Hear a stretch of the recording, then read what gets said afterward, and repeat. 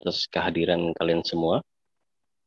Um, Dan pada sore hari ini kita beruntung sudah hadir di antara kita tamu istimewa. Narasumber kita pada sore hari ini yakni Dokter Ana.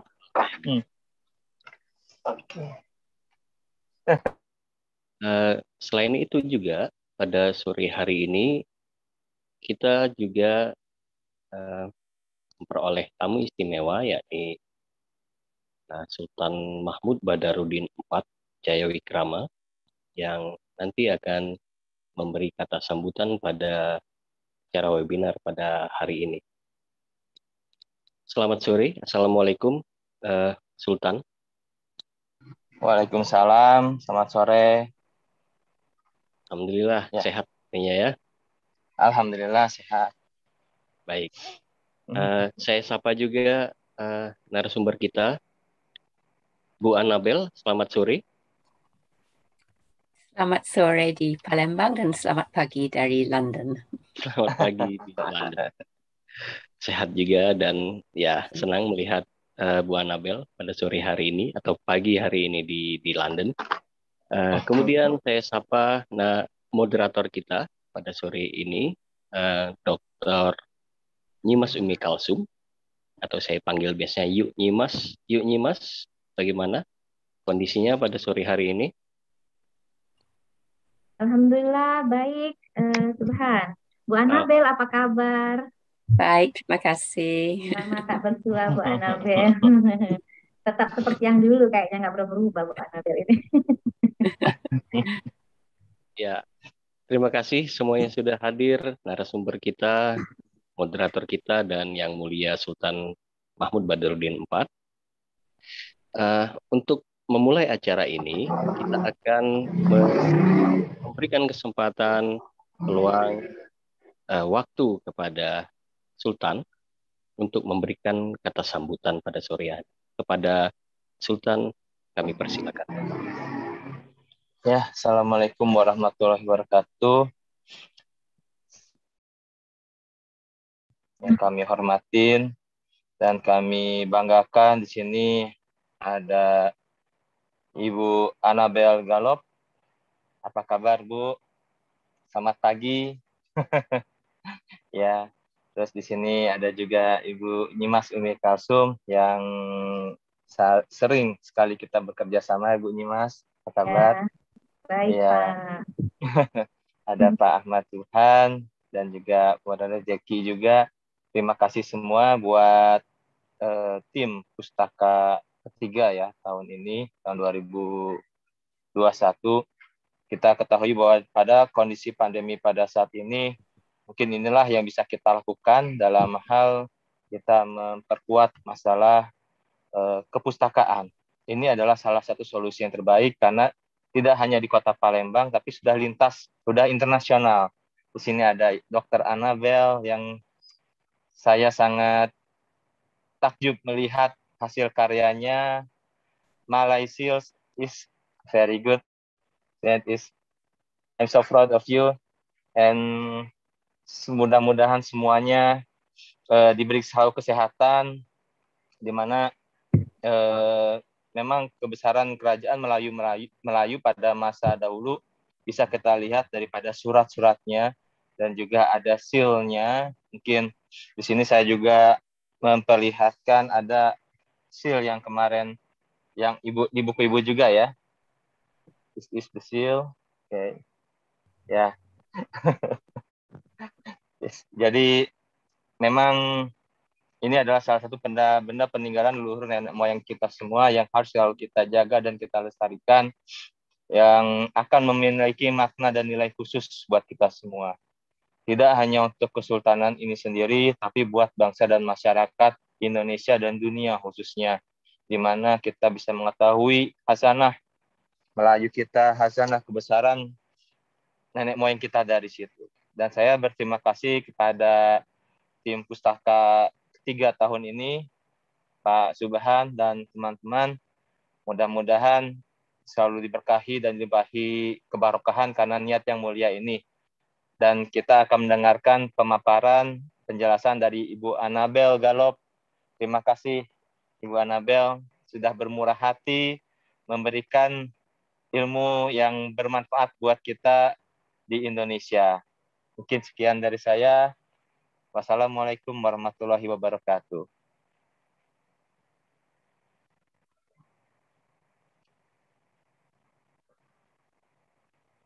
Masih di mute, Pak Subhan.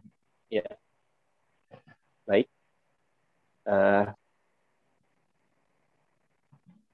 Saudara-saudara semua, saya akan membagikan, saya akan share screen ya. Pada sore ini saya akan memperkenalkan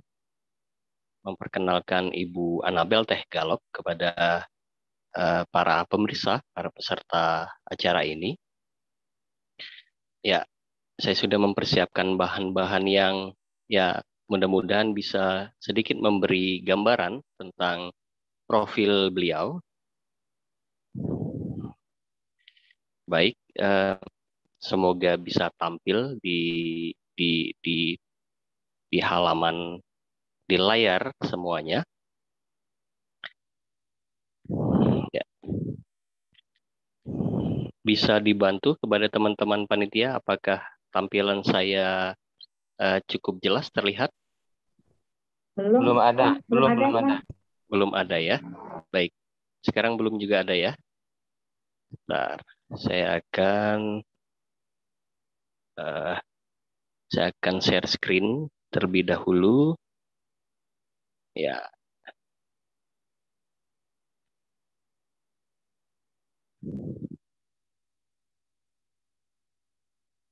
Mudah-mudahan sekarang sudah tampil ya.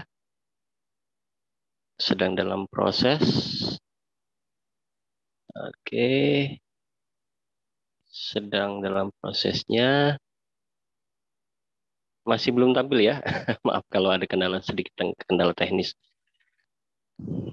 Masih belum tampil kah? Sudah. Ada. Baik. Ya, pada sore hari ini 24 Agustus sore hari tanggal 24 Agustus pada hari Selasa, kita beruntung sekali bertemu dengan narasumber kita, yakni Bu Anabel Teh Galop.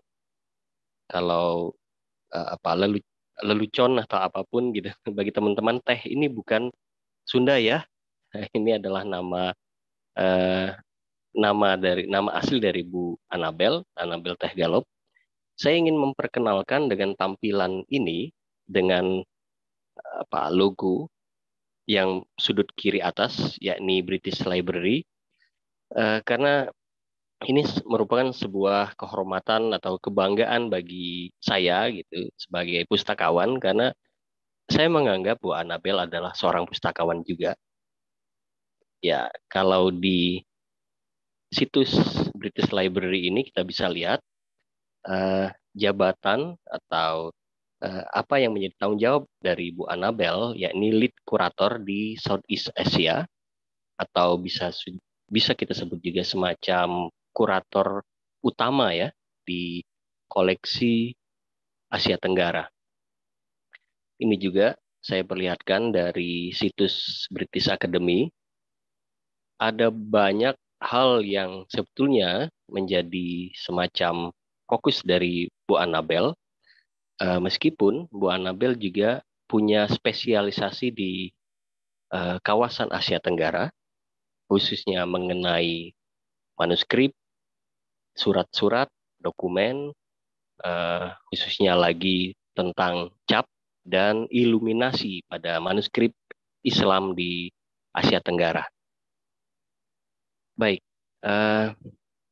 ini adalah beberapa cover yang saya ambil dari Perpustakaan Nasional. Ini adalah salah satu karya awal yang sangat mengagumkan bagi saya gitu, yang berjudul Golden Letters, atau kalau kita terjemahkan surat emas, yang mana buku ini sangat baik menjadi sumber bagi kita untuk mengenal tradisi tulis di Nusantara. Kemudian ini ada warisan warkah Melayu, sepertinya tidak terbit ya di kita. Kemudian, nah ini adalah katalog manuskrip Indonesia di Inggris. Sebelumnya ini adalah karya seorang filolog ya, yang sudah sangat senior, yang kemudian diperbarui oleh Bu Anabel, sehingga katalog ini menjadi sumber yang sangat berharga bagi kita untuk mengetahui manuskrip-manuskrip yang ada di perpustakaan di Inggris. Ini salah satu sumber bagi saya untuk mengetahui misalnya tentang naskah-naskah beraksara Ulu atau Kaganga dan naskah-naskah Arab Melayu. Kemudian ini ada dari Anatolia to Aceh. Kalau ada saudara-saudara yang tertarik tentang bagaimana sih pengaruh Turki Utsmani terhadap Asia Tenggara gitu. Ini adalah salah satu sumber yang perlu untuk kita rujuk. Kemudian, nah ini cover dari buku yang sedang kita bicarakan sebetulnya, yang akan kita diskusikan, tetapi ini adalah edisi yang diterbitkan oleh Universitas Nasional Singapura, NUS Press, yang berwarna merah covernya. Kemudian di Indonesia, ini adalah edisinya, edisi Indonesia yang diterbitkan kerjasama antara British Library dan Yayasan Lontar yang mendukung kegiatan kita sore hari ini. Kemudian ini adalah akun akademia dari Bu Anabel. Jadi para peserta jangan khawatir kalau misalnya sepertinya kesempatan untuk mengenal pemikiran Bu Anabel itu bagaimana caranya sepertinya sulit gitu. Sebetulnya sangat mudah. Silakan akses akademia.edu. Di sini kita bisa mencari nanti dengan kata kunci Bu Anabel, Anabel Galop. Di sini kita bisa mengakses banyak sekali tulisan karya Bu Anabel yang sebagian besar bisa kita unduh. Ya. Kemudian ini adalah daftar karya beliau, nanti bisa diperiksa di akun Bu Anabel di akademia. Nah, selain tulisan, Bu Anabel juga bisa kita akses ya. Beliau berkali-kali berbagi pengetahuan kepada banyak orang melalui berbagai platform, salah satunya lewat YouTube. Ini adalah beberapa tampilan yang menarik menurut saya. Presentasi beliau ada banyak. Jadi ya Bu Anabel ini bukan orang yang pelit ilmu gitu ya. Ada banyak saluran yang beliau manfaatkan untuk berbagi lewat akademia, lewat YouTube, lewat Twitter. Ini Twitter beliau, bisa nanti dicari di Twitter. Dan ini adalah Facebooknya. Mengenai Facebook ini ada yang juga sangat menarik ya. Jadi saudara-saudara semua bisa mengakses akun YouTube Masyarakat Pernaskahan Nusantara atau akun YouTube Perpustakaan Nasional. Di sini Bu Anabel bercerita tentang bagaimana beliau memanfaatkan akun Facebook dalam melakukan pengumpulan data, berkomunikasi dengan orang-orang yang memiliki data atau artefak gitu. Ini salah satu presentasi beliau yang saya favoritkan. Ini ditayangkan dari kegiatan Simposium Internasional ke-16 Pernaskahan Nusantara yang sebentar lagi tanggal 25-26 Manasa akan mengadakan Simposium Internasional yang ke-18. Ini presentasi yang sangat menarik bagi saya ya. Bu Anabel bercerita tentang bagaimana kita bisa meneliti manuskrip sambil makan rendang di Indonesia gitu. Yang mudah-mudahan nanti Bu Anabel juga bisa melakukan hal yang sama di Palembang sambil makan empek-empek. Baik, itu saja semacam perkenalan awal dari saya mengenai narasumber kita sore hari ini, Dr. Anabel Teh Galop. Selanjutnya saya serahkan sesi ini kepada moderator kita, Dr. Nyimas Umil Kalsum. Kepada Yuk Nyimas kami persilakan. Oke, terima kasih Subhan ya, Adinda Subhan yang telah memberikan perkenalan kepada siapa sih sosok Bu Anabel Tehgolok ini. Mungkin rekan-rekan biar lebih tahu ya, jadi ditampilkan oleh saudara tadi. Kita tidak berpanjang lebar karena saya akan mengantarkan sedikit tentang pengarahan. Namun sebelumnya saya ucapkan dulu selamat datang di Zoom ini ya Bu Anabel. Salam hormat dari saya, dari Mas Kalsum. Kemudian yang kami hormati juga Sultan Fawaz SMB 4 ya. Terima kasih atas kesempatan yang telah menyampaikan beberapa kata tentang pengantar atas bedah buku Segel Melayu dari Dunia Islam Asia Tenggara. Dan pada tim panitia, terima kasih juga atas kesempatan yang telah diberikan kepada kami. Tidak berpanjang lebar, saya akan memberikan gambaran dulu sih, apa sih yang pengen dibahas nih oleh Bu Anabel, itu apa gitu segel. Jadi saya memberikan gambaran dulu ya, segel Dunia Melayu ini yang telah sebetulnya Bu Anabel ini menemukan ribuan segel, cap, stempel itu yang telah berhasil ditemukan oleh beliau. Keren sekali ya, hanya itu hanya loh, tapi dengan hanya itu beliau menuliskan karya-karya ilmiah yang sangat populer, dan saya cukup Masya Allah ini bisa menjadi hasil karya ya. Ternyata bukti-bukti artefak dalam bentuk salah satunya segel, yang kan segel ini tidak hanya bentuk stempel tok ya, dia bisa juga wujudnya itu dalam naskah, dalam surat ya, ada juga dalam bentuk cincin gitu ya. Oh ya, informasi aja buat Bu Anabel. Kita juga beberapa waktu yang lalu, waktu terjadinya kebakaran hutan di wilayah Ogan Ilir, itu ya Bu, terdapat ditemukan beberapa cincin emas stempel itu oleh masyarakat. Dan ini ketika kami tanyakan, itu katanya ya ini punya kami Bu, ini lahan kami gitu. Jadi tidak bisa, pemerintah pun ya tidak bisa berbuat apa-apa atas hal itu. Dan sampai saat ini wallahu a'lam kondisinya karena pandemi juga ya Bu ya, jadi kita nggak bisa lagi ke wilayah tersebut mengetahui bagaimana jejak stempel yang karakternya saya lihat pada saat itu kayaknya peninggalan Sriwijaya. Karena dia kalau Islam dia identiknya dengan kalimat Allah, terus dengan aksara Arab Jawi ya Bu ya, Jawi gitu. Jadi nah di cincin yang ditemukan di Ogan Ilir itu dia karakternya kayak ada unsur Hindu-Budanya. Jadi itu lebih kepada, karena bentuknya juga agak besar, kayaknya dipakai jempol pria gitu ya. Jadi stempel cincin seperti itu tuh anak ya.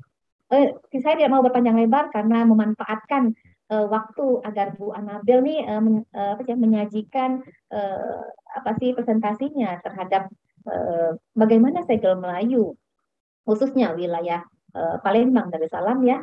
Kemudian kita pengen tahu juga nih dari mana beliau menemukan segel itu, stempel itu, terus bagaimana beliau melitinya dan lain sebagainya. Banyak sekali yang perlu kita tanyakan, bahkan dalam otak saya itu banyak pertanyaan, itu kan nggak mungkin saya bertanya ya. Tentu audiens yang lain yang berkesempatan untuk memberikan pertanyaan kepada beliau. Oke, untuk mempercepat waktu, kami persilahkan kepada Bu Anabel Golok untuk mempresentasikan memberikan informasi ya tentang bagaimana stempel Palembang. Kok ini ada kawan Japri, kok bisa nyampe ke Inggris ya? Yuk. Oke, kalau begitu nanti ikut di acara ini dan dengarkan langsung dari narasumbernya, gitu ya Bu ya. Jadi saya tidak mau menjelaskan lebih panjang lebar karena ada pakarnya langsung gitu. Silakan kepada Bu Anabel, kami persilahkan. Terima kasih Bu Nyimas, teman baik saya yang sering kali kita pernah berjumpa ya, biasanya pada kesempatan persidangan manasa dan seterusnya. Iya Ibu. Baiklah, saya akan share screen ya untuk PowerPoint.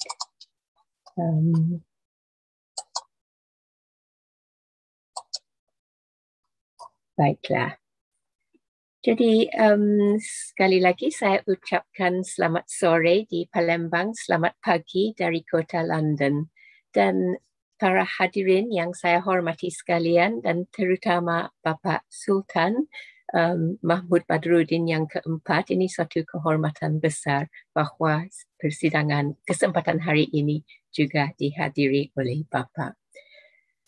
Pertama-tama saya ingin ucapkan ribuan terima kasih kepada pihak panitia Pekan Pustaka Palembang yang mengundang saya untuk bergabung bersama pada kesempatan hari ini untuk membahas buku katalog saya yang baru diterbitkan, Malay Seals from the Islamic World of Southeast Asia, yaitu cap Melayu dari dunia Islam Nusantara, dengan penekanan khusus pada cap yang berasal dari Palembang.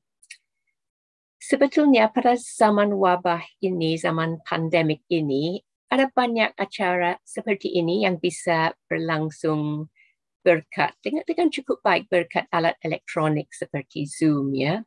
Dan untuk bertemu dengan rekan dan teman di Jakarta atau Kuala Lumpur, sebetulnya tidak apa-apa kalau tidak bertemu secara langsung, tetapi asal bisa berbicara melalui komputer. Tetapi dari sekian banyak seminar yang diadakan secara dalam jaring, justru Pekan Pustaka Palembang ini yang membuat saya merasa sangat kecewa karena tidak bisa benar-benar datang sendiri ke Palembang. Rasanya tidak sama bertemu di Zoom saja, karena saya hanya pernah berada di Palembang satu kali hampir 40 tahun yang lalu. Dan rasanya ya tidak puas, tidak cukup, ya, dan saya ingin sekali datang lagi ke Palembang, dan mudah-mudahan setelah pandemik ini mereda dan berakhir, jadi mudah-mudahan saya bisa datang ke Palembang dan berjumpa bertatap muka dengan semua teman-teman di Palembang dan juga mengunjungi begitu banyak tempat bersejarah di Palembang.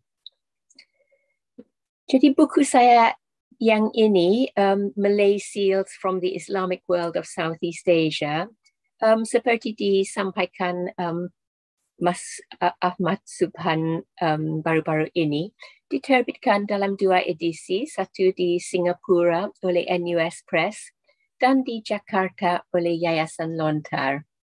Sebetulnya saya sangat senang sekali bekerja sama lagi dengan Yayasan Lontar, karena Yayasan Lontar lah yang menerbitkan buku saya yang pertama, yang juga ditampilkan Bang Subhan tadi, hampir 30 tahun yang lalu, yaitu buku Surat Emas Budaya Tulis di Indonesia.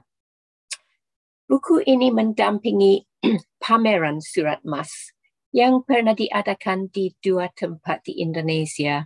Yang pertama di Perpustakaan Nasional di Jakarta pada tahun 1991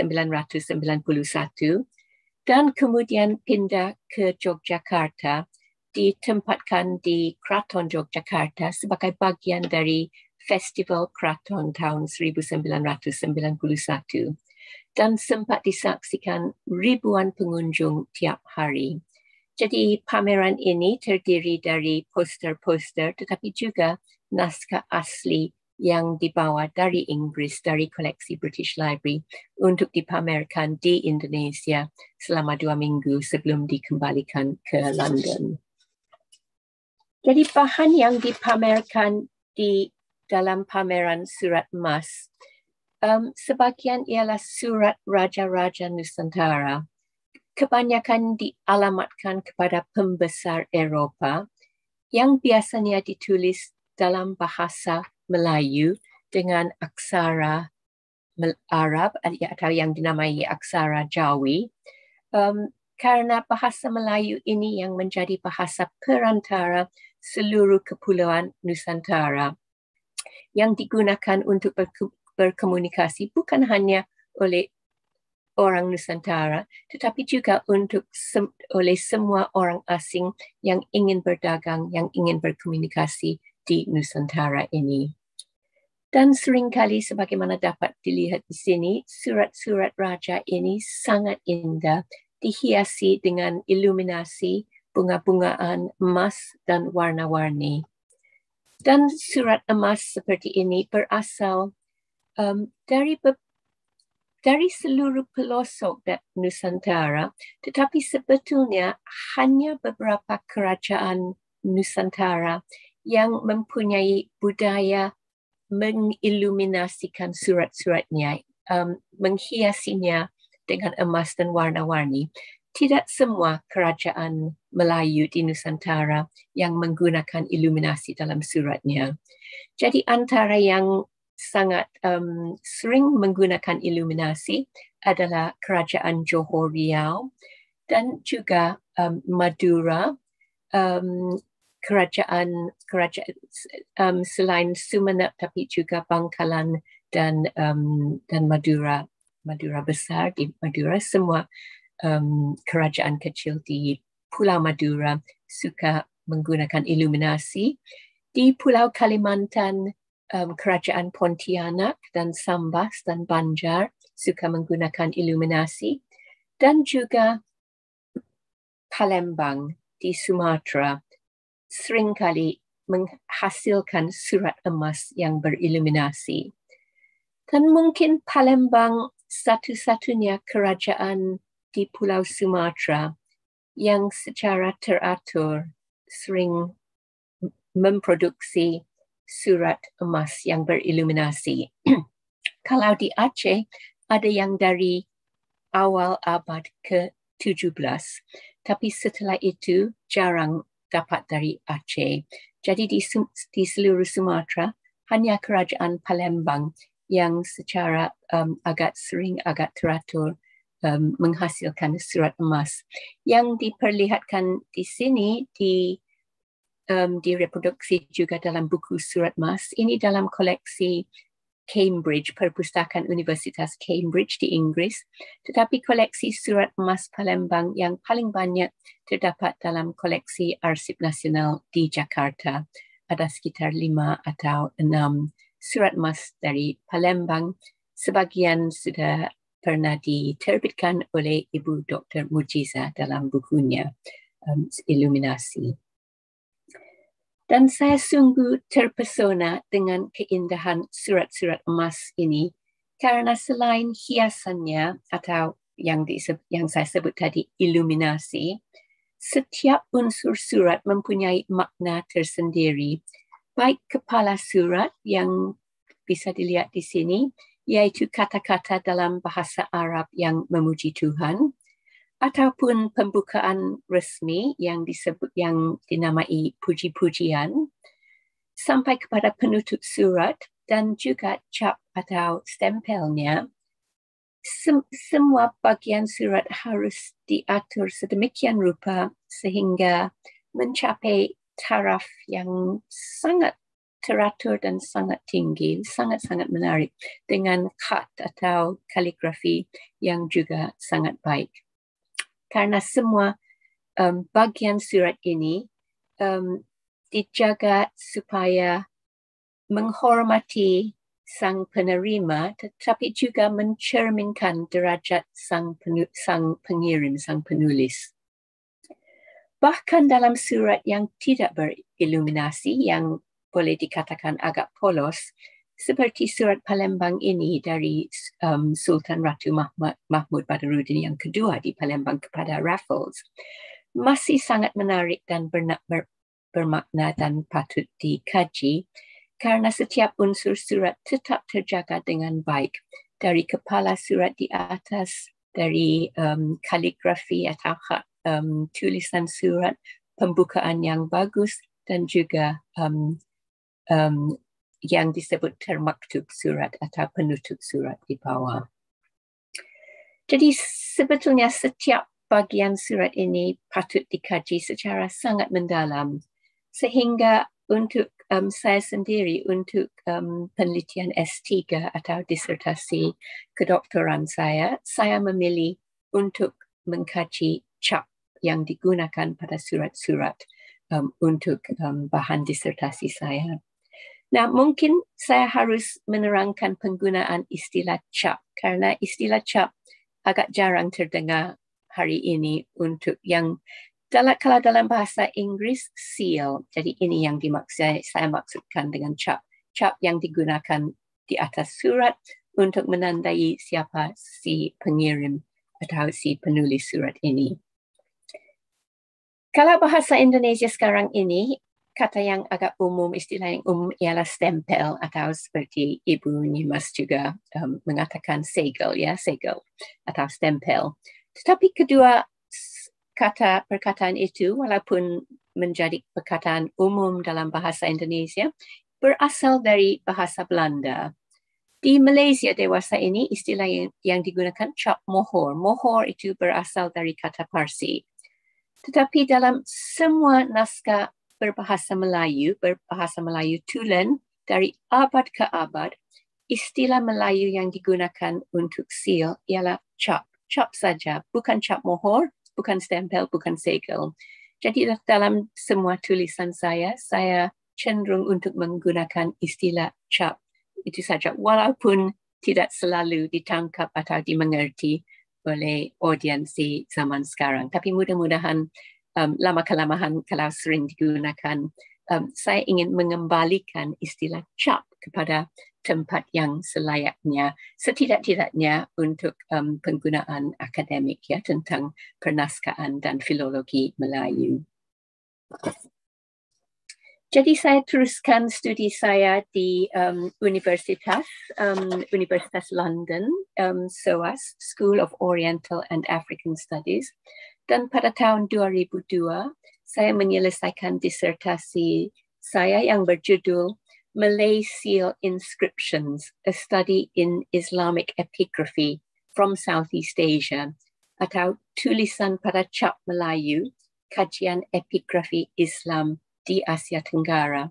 Dan tesis saya sebanyak 3 jilid sebetulnya bisa diunduh secara gratis dari laman web, situs web British Library di bawah, yaitu satu situs khusus yang berjudul Ethos Electronic Thesis in the UK. Ya, jadi semua disertasi yang dihasilkan di universitas-universitas di Inggris bisa diunduh melalui situs tersebut.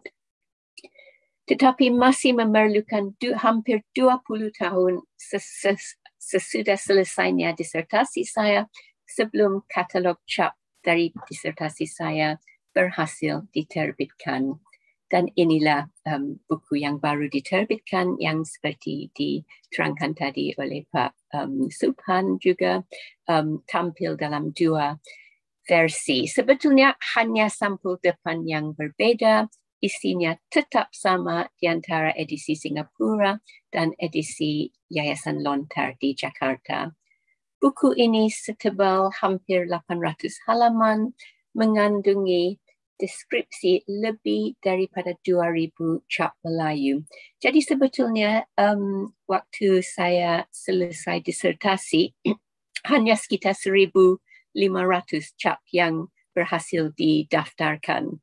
Tetapi dalam tahun-tahun terkemudian, saya terus mengumpulkan bahan-bahan dan akhirnya buku yang diterbitkan mengandungi lebih dari 2,000 cap Melayu dari seluruh pelosok Nusantara, dari Sumatera sampai ke Semenanjung Melayu, sampai ke bagian selatan Muang Thai, negeri Muang Thai, negeri Filipina, sampai ke Jawa, sampai ke Bali, sampai ke Nusa Tenggara dan Maluku dan Sulawesi.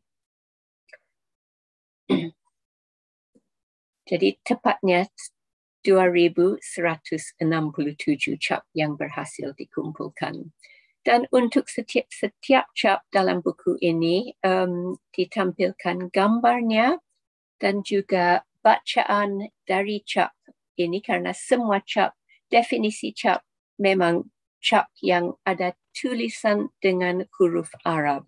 Bahasanya berlainan, bisa berlainan, ada yang ditulis dengan bahasa Arab, ada yang ditulis dengan bahasa Melayu, ada yang campuran bahasa Arab dan bahasa Melayu. Tetapi paling banyak menggunakan bahasa Arab. Jadi di dalam buku katalog ini, tulisan yang ada di atas cap direproduksi dengan 3 cara. Yang satu dengan huruf Arab Jawi, yang satu dengan huruf Rumi, dan yang ketiga dengan terjemahan ke dalam bahasa Inggris. Dan untuk setiap cap di dalam buku disebutkan tempat asalnya, ini nomor katalog, siapa pemiliknya, karena cap Melayu selalu dimiliki oleh seseorang, jadi bukan oleh jabatan seperti Kepala Negeri atau Perdana Menteri atau Laksamana, tetapi orang yang mengisi jabatan itu. Jadi untuk setiap Laksamana baru di salah satu di Kerajaan Melayu akan menerima capnya sendiri. Biasanya dengan tanggal orang itu dilantik oleh Sri Sultan. Dan jadi cap di dunia Melayu hanya digunakan di kalangan istana atau orang yang dikaruniai gelaran oleh Sultan.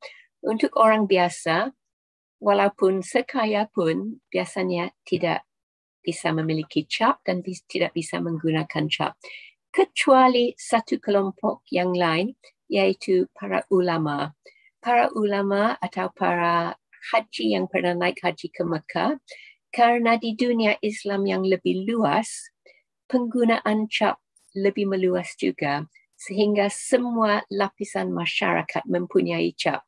Untuk pembantu rumah pun mempunyai cap sendiri, karena cap dianggap sangat perlu untuk melakukan sebarang pekerjaan, misalnya membeli rumah atau naik perjalanan dan seterusnya. Tetapi di dunia Melayu, Nusantara, hanya kalangan istana yang berhak menggunakan cap. Jadi banyak sekali cap di dalam katalog yang dimiliki kerabat diraja seperti pangeran-pangeran, dan ini cap salah seorang anak Sultan Ahmad Najmuddin yang kedua. Jadi sedapat-dapatnya dalam katalog ini juga dikasih sedikit biodata tentang pemilik cap, tanggal cap yang dapat diketahui yang tercantum di dalam cap, dan yang paling penting juga surat atau naskah di mana cap ini didapati. Jadi cap ini didapati di atas salah satu naskah dalam Arsip Nasional Republik Indonesia. Ini surat dari pangeran ini kepada Gubernur Jenderal Belanda dengan tanggal sekian, dan juga dengan nomor rujukannya, sehingga kalau orang ingin membaca surat yang asli bisa dicari kepada tempat itu, dan juga bibliografi. Jadi seandainya surat ini sudah diterbitkan, ini rujukan bibliografinya. Jadi ada sebagian surat yang saya sendiri belum pernah lihat dengan mata sendiri, saya dapat dari buku atau terbitan orang lain. Jadi apa sebetulnya yang begitu istimewa tentang cap Melayu sehingga saya terus mengkajinya, menghabiskan hampir 20 tahun mengkaji cap Melayu?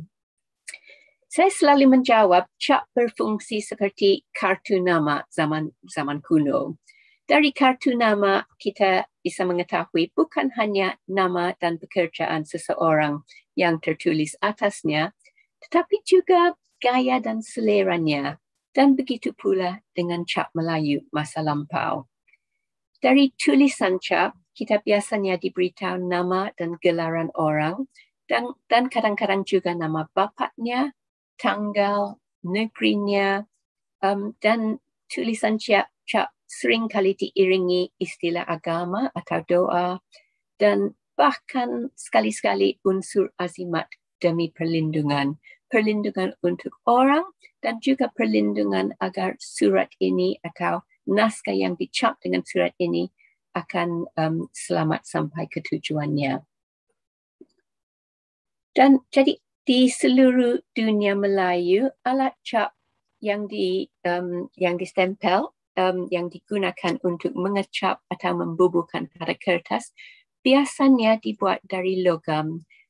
Untuk kalangan raja bisa dibuat dari emas, tapi lebih sering daripada dari perak.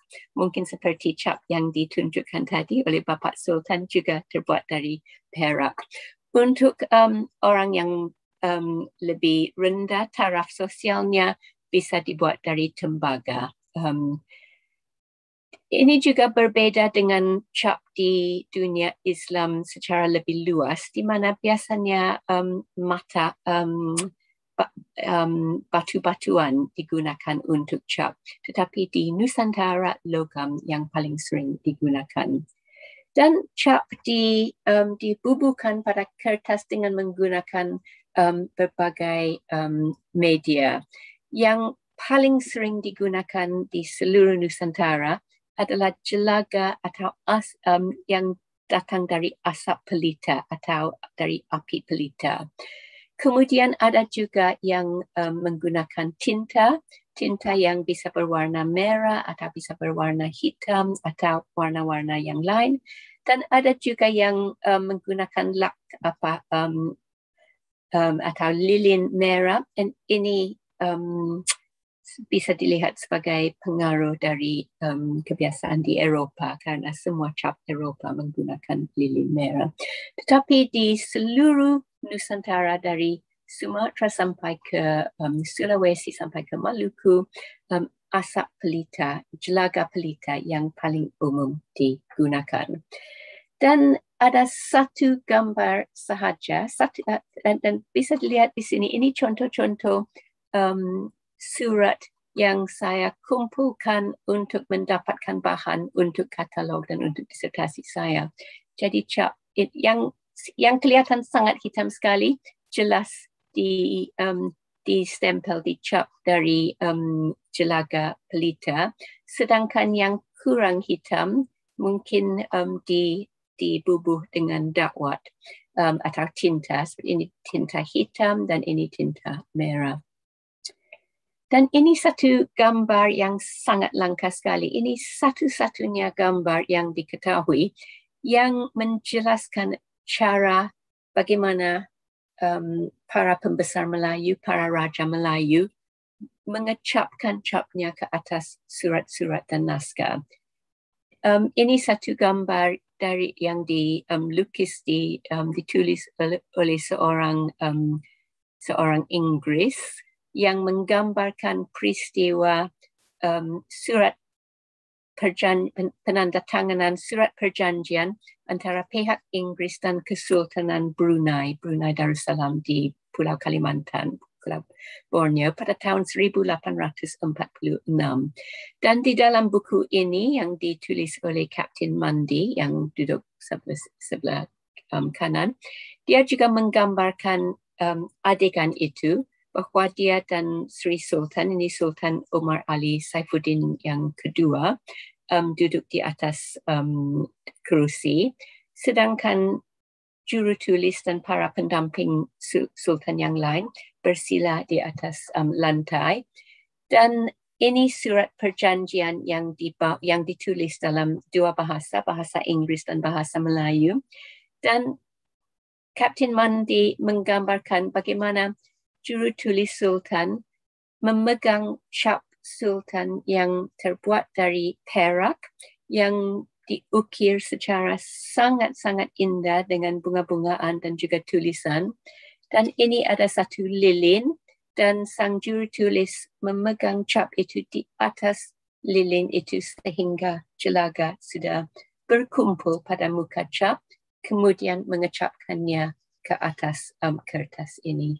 Jadi dari lukisan ini kita dapat satu gambaran yang sangat jelas bagaimana cara cap Melayu dibubuhkan di atas kertas pada zaman dahulu.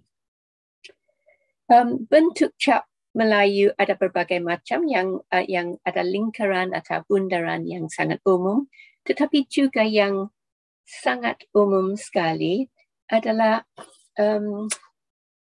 keistimewaannya, ada kecenderungan untuk menggunakan bentuk yang menyerupai bunga berkembang, yaitu sangat jelas terpengaruhi oleh bunga teratai. Tetapi yang harus diperhatikan adalah jumlah kelopak yang hampir selalu 8, seperti di sini 1, 2, 3, 4, 5, 6, 7, 8, ini juga 8, ini juga 8. Atau setidak-tidaknya jumlah kali 4. Jadi bisa ada 4, ada 8.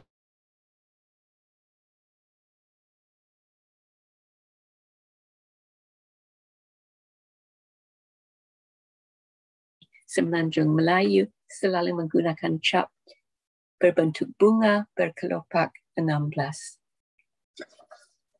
Jadi begitulah gambaran secara garis besar tentang cap Melayu, dan sebagaimana dapat dilihat ada persamaan di seluruh dunia Melayu dari Sumatera sampai ke Maluku sampai ke Sulawesi tentang bentuk cap, cara menggunakannya dan tulisannya, apa yang ditulis di atas cap yang biasanya menamai sang pemilik cap, juga dikasih nama bapaknya, kadang-kadang tanggal, dan ada sekitar lebih dari separuh, lebih dari 50% cap Melayu bertanggal. Dan fakta ini menjadikan cap Melayu sebagai sumber primer asli yang sangat berharga, sangat bermanfaat untuk penulisan sejarah Nusantara berdasarkan sumber asli dan bukan sumber asing, ya. Karena salah satu hal yang sangat penting untuk penulisan sejarah adalah kronologi, adalah tanggal-tanggal, sehingga kita bisa mengerti aturan adegan, aturan apa yang berlangsung, apa yang berlaku, apa yang menyusul satu adegan menyusul. Dan untuk itu harus diperhatikan tanggal-tanggal. Dan dari cap ini kita mendapat tanggal dan pengetahuan tentang pentarikhan yang sangat penting untuk mengerti misalnya pergantian para raja di salah satu kerajaan, pelantikan pegawai-pegawai penting dalam satu kerajaan, dan seterusnya. Jadi sekarang saya mulai dengan ini cap Melayu yang pertama, yang paling tua yang diketahui. Ya, ini satu cap dari Kesultanan Ternate, dan ini tidak mengherankan, cap Melayu yang paling awal diketahui berasal dari Ternate, sebab Kepulauan Maluku sebagai sumber rempah yang merupakan bagian Nusantara yang paling awal berhubungan dengan para pedagang asing yang membawa naskahnya atau suratnya pulang ke Eropah sehingga dapat disimpan sampai hari ini. Jadi ini surat Sultan Ternate kepada Raja Portugal yang ditulis dalam bahasa Portugis tetapi dibubuh dengan cap Sultan Khairul Jamal, dan juga cap anaknya, dan ini cap Babula, ini anak Sultan Ternate ini menjadi sultan yang sangat terkenal di Ternate, Sultan Babula. Tetapi sekarang saya ingin membicarakan secara lebih khusus cap Palembang. Jadi ialah kalau cap yang paling awal diketahui di dunia Melayu dari tahun 1560, sebetulnya tidak ada cap Melayu yang lain dari seluruh Nusantara yang seawal itu. Baru pada awal abad ke-17 kita mulai mendapatkan cap-cap Melayu dari kerajaan-kerajaan yang lain. Seperti dari Palembang. Jadi ini cap Melayu yang tertua yang diketahui dari kerajaan Palembang, yang dibubuh di atas surat yang dikirim oleh Raja Palembang, dan bahasa yang digunakan untuk surat ini bahasa Portugis juga, sebab selama abad ke-16 dan juga awal abad ke-17 bahasa Portugis menjadi bahasa perantara antara pihak Eropah, pihak asing dengan raja-raja Nusantara, karena orang Portugis yang merupakan orang Eropah yang pertama yang datang di Nusantara. Jadi surat yang dikirim oleh Raja Palembang kepada Raja Inggris ditulis dengan bahasa Portugis, tetapi ada bubuhan cap Raja Palembang. Dan jelas cap ini ada tulisan dengan huruf Arab, huruf Jawi, tetapi sebetulnya tulisannya sangat kasar dan sangat kaku sehingga sampai sekarang masih belum bisa dibaca dengan baik. Jadi di dalam ini deskripsi di dalam katalog ini, tetapi sedapat-dapatnya saya hanya mentranskripsikan huruf-huruf yang dapat saya baca, tetapi huruf-huruf ini sebetulnya tidak begitu berarti. Kecuali ada kemungkinan, sebab yang diketahui Raja Palembang waktu itu, Pangeran Seda Ing Kenayan, jadi mungkin ini Seda Kenayan. Tetapi kata-kata yang lain, huruf-huruf yang lain belum terbaca. Mudah-mudahan ada peneliti di Palembang yang bisa mengkaji cap ini yang ada terpapar dalam katalog, bisa diperbesar dan sebetulnya tulisannya cukup jelas, hanya tidak dapat dibaca dengan jelas. Satu hal yang mungkin dapat diperhatikan adalah kemungkinan ada bahasa Jawa, ada perkataan bahasa Jawa yang termasuk dalam tulisan ini, bukan bahasa Melayu atau bahasa Arab, karena waktu itu pada awal abad ke-17 bahasa Jawa sangat berpengaruh di kalangan Keraton Palembang, baik Keraton Palembang dan Keraton Jambi. Bahasa Jawa menjadi bahasa penting di kalangan istana. Jadi cap Melayu yang terkemudian sesudah cap yang sangat awal ini tahun 1633 hanya dapat dikesan setelah lebih dari setengah abad lebih kemudian, yaitu sekitar tahun 1691. Nah, ini cap Sultan Palembang Abdul Rahman Riayat Shah. Ini cap Raja Palembang yang pertama menggunakan gelaran Sultan. Dan cap ini jelas jauh lebih rapi dan lebih halus penulisannya serta pembuatannya. Dengan nama Sultan di lingkaran tengah sebagai pemilik cap, dikelilingi oleh doa berbahasa Arab yang berharap pada Tuhan supaya kerajaannya dan nama baiknya akan berlangsung untuk selama-lamanya. Dan mulai saat ini, pada akhir abad ke-19, jumlah cap Kesultanan Palembang yang diketahui cukup banyak dan mewakili hampir setiap Sultan Palembang. Seingat saya hanya satu Sultan Palembang, kalau tidak salah mungkin Sultan Ahmad Najamuddin yang pertama, yang capnya tidak terwakili dalam katalog cap ini. Sehingga akhir Kesultanan di bawah tekanan Belanda pada tahun 1823 dengan pengasingan Sultan Ahmad Najamuddin ketiga ke Maluku.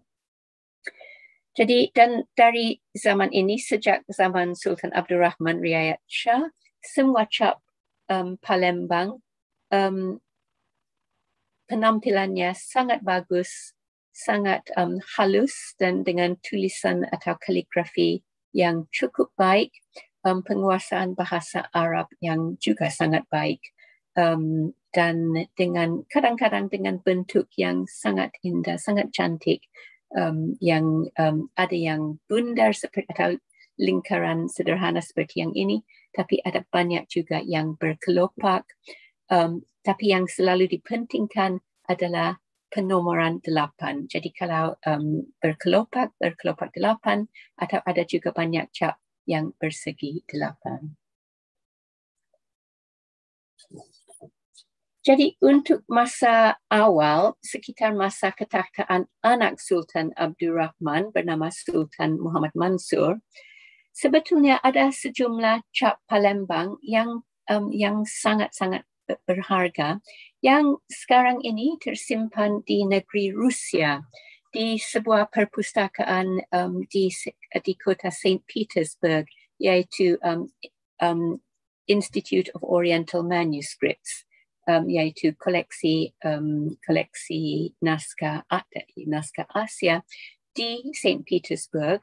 Dan koleksi ini berasal dari seorang kolektor bernama Likachov. Nah, Likachov merupakan seorang kolektor dan hartawan Rusia pada akhir abad ke-19 yang suka mengumpul berbagai naskah kuno dan buku-buku. Walaupun Likachov sendiri belum pernah datang di Asia Tenggara atau di Nusantara, tetapi Likachov membeli koleksi surat-surat yang dijual oleh keturunan salah seorang gubernur jenderal Belanda. Jadi koleksi surat ini dijual di Amsterdam pada akhir abad ke-19 oleh keturunan keluarga Gubernur Jenderal Johan van Horn yang pernah menjabat sebagai Gubernur Jenderal di Batavia pada akhir abad ke-17 awal abad ke-18. Jadi semua surat dalam koleksinya berasal dari periode tersebut yang cukup awal dan mengandungi surat-surat Palembang yang tidak terwakili dalam koleksi manapun yang lain di dunia. Tidak ada di Inggris, setahu saya tidak ada di Indonesia pun. Jadi selain cap Sultan Muhammad Mansur ini, ada juga cap berbagai pangeran dari keraton, dari istana Palembang, termasuk dua ini yang saya sangat suka karena dari segi keseniannya, unsur keseniannya, unsur estetisnya sangat bagus dan sangat indah. Yang sebelah kiri cap Pangeran Arya dan berkelopak 8, tetapi bagian dalamnya berbentuk bintang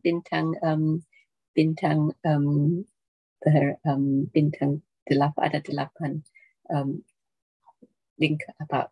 kelopaknya, dan dalam setiap kelopak yang dihasilkan dari struktur ini ada tulisan Muhammad, ya Allah Muhammad, ya Allah Muhammad 4 kali ya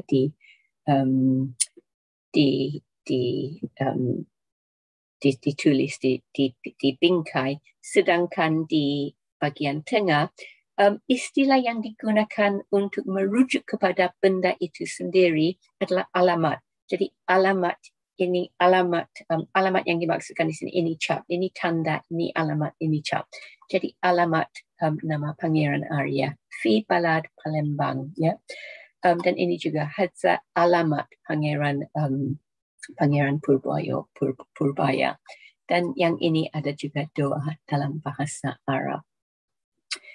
Kedua cap ini sebetulnya mewakili sifat sejumlah cap Melayu dari periode awal, yaitu abad ke-17 dan awal abad ke-18. Bukan hanya di Palembang, tetapi di kerajaan-kerajaan Melayu yang lain. Cap Melayu zaman awal ini sering mengandungi tulisan berbahasa Arab yang panjang, rumit, dan tersendiri. Dibandingkan dengan cap Melayu dari abad yang kemudian, seperti abad ke-19, di mana tulisan bahasa Arab rata-rata di seluruh Nusantara lebih sederhana dan lebih sering mengulangi ucapan umum yang terdapat pada banyak cap, seperti ucapan Al-Wathiq Billah, dia yang percaya pada Tuhan. Sebetulnya itu ucapan yang paling sering ditemui pada cap-cap Melayu abad ke-19. Tetapi untuk masa yang lebih awal, tulisan dan doa berbahasa Arab berbeda dari cap ke cap dan mencerminkan penguasaan bahasa Arab yang sangat baik.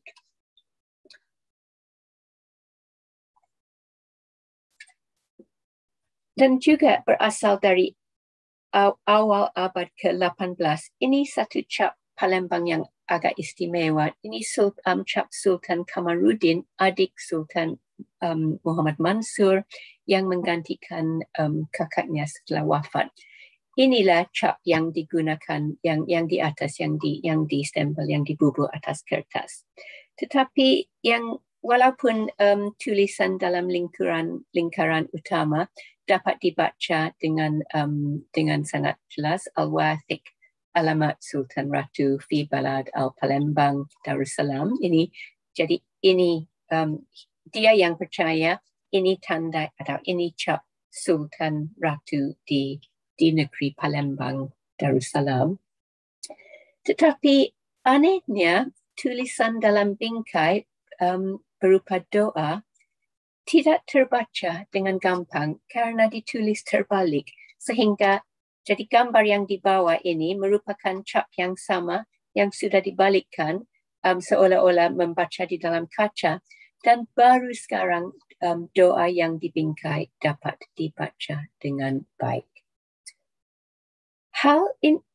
Ada orang yang mungkin sepintas lalu bilang, oh ini mungkin kesalahan sang pengukir, oh ini mungkin dia lupa atau gimana. Tapi bukan, ini ditulis secara sangat hati-hati dan sangat sengaja, ya. Dan hal ini mungkin sekali disebabkan karena ada beberapa kalangan yang percaya bahwa hal-hal yang menghindari pembacaan langsung sesebuah doa, seperti menggunakan tulisan terbalik atau menulis dengan huruf terpisah, dapat menambah kekuatan perkataan tersebut. Bahkan bisa dianggap sebagai semacam azimat yang memperkuat daya atau kuasa kata-kata tersebut. Dan ternyata ada satu lagi cap Melayu juga dari wilayah yang sama, yaitu pesisir pantai timur Sumatera, dari masa yang sama, periode yang sama, awal abad ke-18. Ini cap Raja Muda Indragiri tahun 1715 yang juga ditulis sedemikian rupa.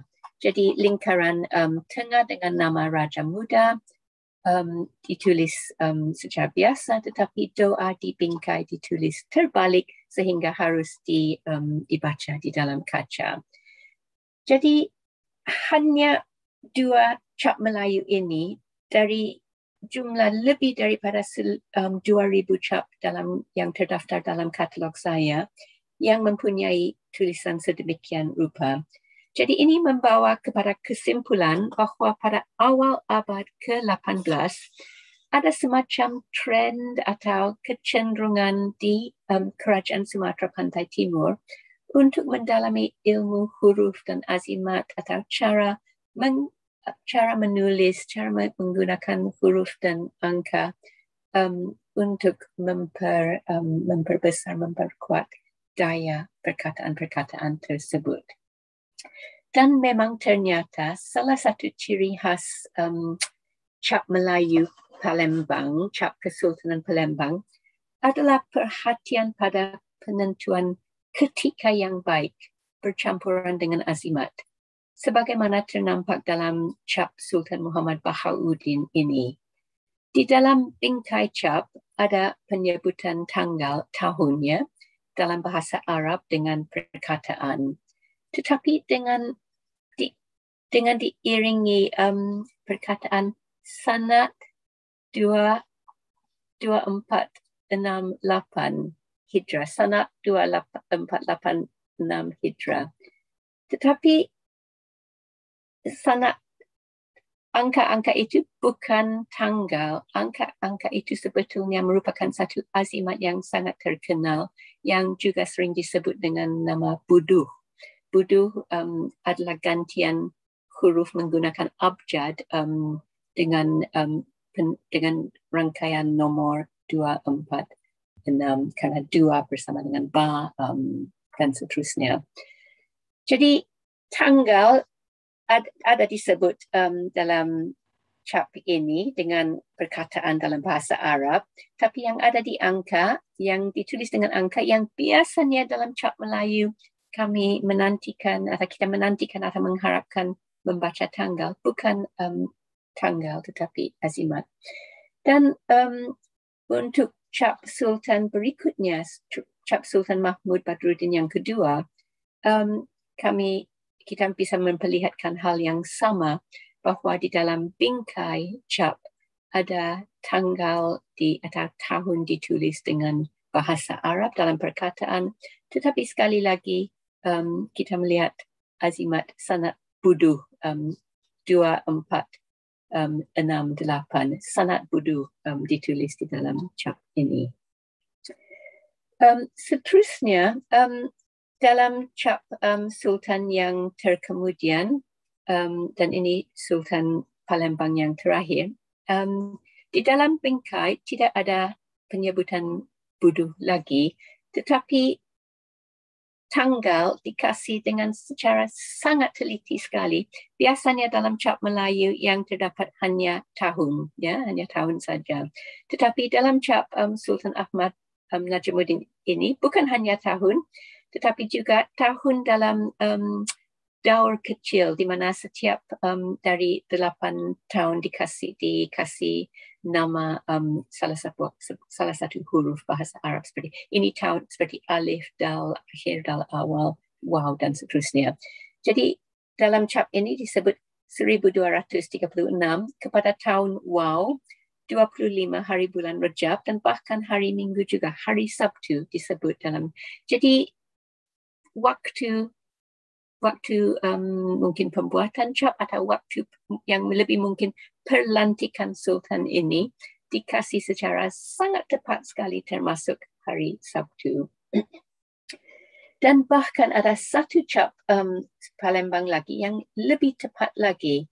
Ini bukan cap Sultan tetapi cap salah satu pangeran, yaitu anak Sultan Muhammad Bahauddin, yang pada capnya menyebut tanggal bahkan lengkap dengan waktu hari, jam dengan jam. Jadi sanad 1237 kepada 16 hari bulan Syawal, hari Selasa, waktu jam pukul 1. Nah, ini satu-satunya cap Melayu dalam seluruh katalog lebih dari 2000 cap yang pernah menyebut waktu.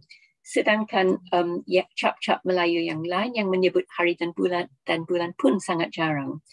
Jadi boleh dikatakan bahawa salah satu ciri khas cap Kesultanan Palembang adalah perhatiannya pada waktu dan penentuan saat yang mungkin dianggap ketika yang baik untuk melakukan sesuatu. Dan hal ini memang sudah diperhatikan oleh sejarawan Barbara Andaya dalam bukunya tentang sejarah kerajaan Palembang dan Jambi, To Live as Brothers. Barbara Andaya pernah menyebut tentang perhatian pada waktu dan penentuan ketika yang baik, yang amat terasa dan dianggap penting di kedua kerajaan ini, yang seolah-olah bertambah-tambah setelah kedua istana ini sering mendapat hadiah berupa jam besar atau jam tangan buatan Eropah daripada pihak Belanda dan Inggris. Jadi saya kira latar belakang kebudayaan ini di Palembang, yaitu perhatian pada penentuan waktu, mungkin bisa diambil kira pula dalam kajian terkemudian. Seperti penelitian Bang Ahmad Subhan sendiri tentang percetakan mushaf pertama di Palembang oleh Muhammad Azhari yang baru diterbitkan dalam satu artikel yang sangat bagus yang baru keluar dalam majalah Suhuf. Yang dalam kolofon mushaf itu sendiri pernah menyebut tanggal percetakan, tanggal bila mana percetakan itu selesai dengan 5 jenis hitungan. Jadi mungkin juga ini dipengaruhi latar budaya di Palembang yang sangat mementingkan hitungan waktu yang tepat. Walaupun dalam kasus ini, dalam kasus Muhammad Azhari, ditambah dengan minatnya dan pengetahuan ilmu falak yang diperolehinya di India. Jadi selain perhatian pada waktu, ada 2 cap Palembang yang lain yang ingin saya kemukakan, 2 cap Sultan Palembang yang lain karena sangat penting. Sebagaimana diketahui umum, perdagangan melalui laut adalah sumber rejeki di Nusantara sejak berabad-abad, sehingga kawasan dan jalan laut ini disebut jalur rempah laut. Dan perdagangan di lautan sejak dahulu kala ditentukan diatur dengan sistem surat jalan atau surat cap sebagai bukti sesebuah kapal sudah membayar bea cukai di salah satu kerajaan dan kemudian diizinkan untuk berlayar dari sana. Peraturan sedemikian rupa tercantum dalam berbagai naskah undang-undang laut berbahasa Melayu, misalnya undang-undang Laut Kedah dan abad ke-17 dan ke-18 ada yang disebut di sana bahwa perlu ada surat cap sebelum kapal boleh berlayar dari negeri Kedah. Tetapi naskah asli surat cap kapal yang dibawa kapal sebagai bukti izin berdagang amat jarang ditemukan di perpustakaan atau koleksi. Mungkin karena surat-surat ini tidak pernah dianggap penting pada waktu itu, setelah digunakan mungkin dibuang, tapi jarang sekali disimpan dengan baik. Jadi sangatlah penting, secara kebetulan berada dua surat cap kapal dari Palembang yang disimpan di British Library. Keduanya pada akhir abad ke-18 dan awal abad ke-19. Yang dicap dengan cap Sultan Palembang yang rupanya merupakan cap khusus yang digunakan pada surat cap kapal. Jadi ini bukan cap yang digunakan untuk surat emas yang dikirim kepada raja-raja lain atau pegawai tinggi lain. Tapi cap ini dibikin khusus untuk digunakan untuk surat cap untuk kapal. Jadi selain nama Sultan di lingkaran tengah, untuk yang pada kanan dari pihak kanan dari Sultan Ahmad Najibuddin kedua, disebut bahwa inilah keterangan perahu-perahu yang keluar dari negeri Palembang Darussalam. Jadi ini bukti kapal yang berlayar dari yang keluar dari Palembang Darussalam. Tetapi yang lebih menarik lagi adalah cap yang sebelah kiri dari periode sedikit lebih awal dari masa Sultan Muhammad Bahauddin, dan tulisan di bingkai dalam bahasa Melayu, bukan bahasa Arab, bahwa ini keterangan dari Sultan atas perlayaran orang yang pergi ke Bangka dan Belitung dari Palembang. Berarti cap ini digunakan hanya untuk perlayaran antara Palembang ke Bangka dan Belitung, karena itu memang jelas satu jaluran perdagangan yang sangat penting pada masa itu. Tapi jadi mungkin cap ini digunakan ribuan kali untuk setiap kapal yang berlayar. Tapi ini merupakan dua-dua saja cap di seluruh dunia Melayu yang masih ada sampai sekarang, yang membuktikan bahwa pernah ada cap Sultan yang digunakan khusus untuk cap surat kapal. Jadi itulah sedikit tentang cap Kesultanan Palembang. Sesudah berakhirnya Kesultanan Palembang pada awal abad ke-19, pemerintahan negeri Palembang diambil alih oleh Belanda, dan di bawah pemerintahan Belanda juga dikeluarkan cap. Tetapi cap yang dikeluarkan pihak Belanda sangat berbeda dengan cap zaman Kesultanan. Kalau cap zaman Kesultanan, cap dikurniakan kepada seseorang yang dilantik dengan gelaran tertentu. Di bawah pemerintahan Belanda, cap dianggap bukan sebagai hak seorang pribadi, tetapi hak satu jabatan atau satu tempat, seperti satu dusun atau marga atau persira yang digunakan oleh setiap persira yang menduduki jabatan itu, tidak turun-temurun, begitulah.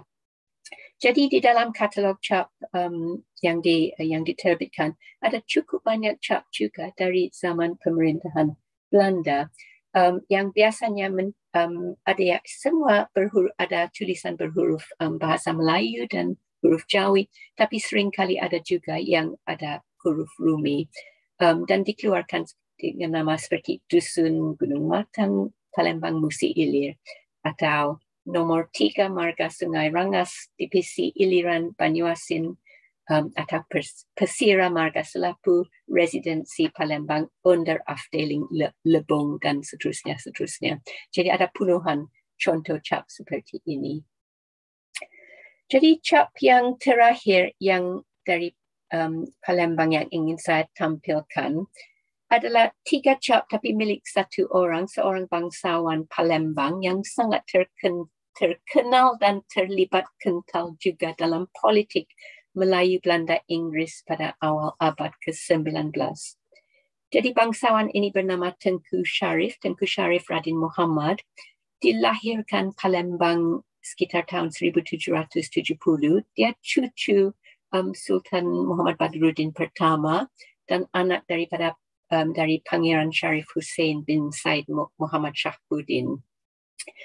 Tetapi Tengku Syarif ini pernah berpindah ke negeri Kedah di Semenanjung Melayu dan menikah dengan anak Sultan Kedah, Sultan Abdullah Mukarram Shah. Dan zaman Inggris, Tengku Syarif bekerja sama dengan Thomas Stamford Raffles sebagai pegawai Raffles, sebagai agen Raffles dalam komunikasinya dengan Palembang. Dan kemudian ketika pihak Belanda menyerang Palembang pada tahun 1821, Tengku Syarif berpihak pada Belanda.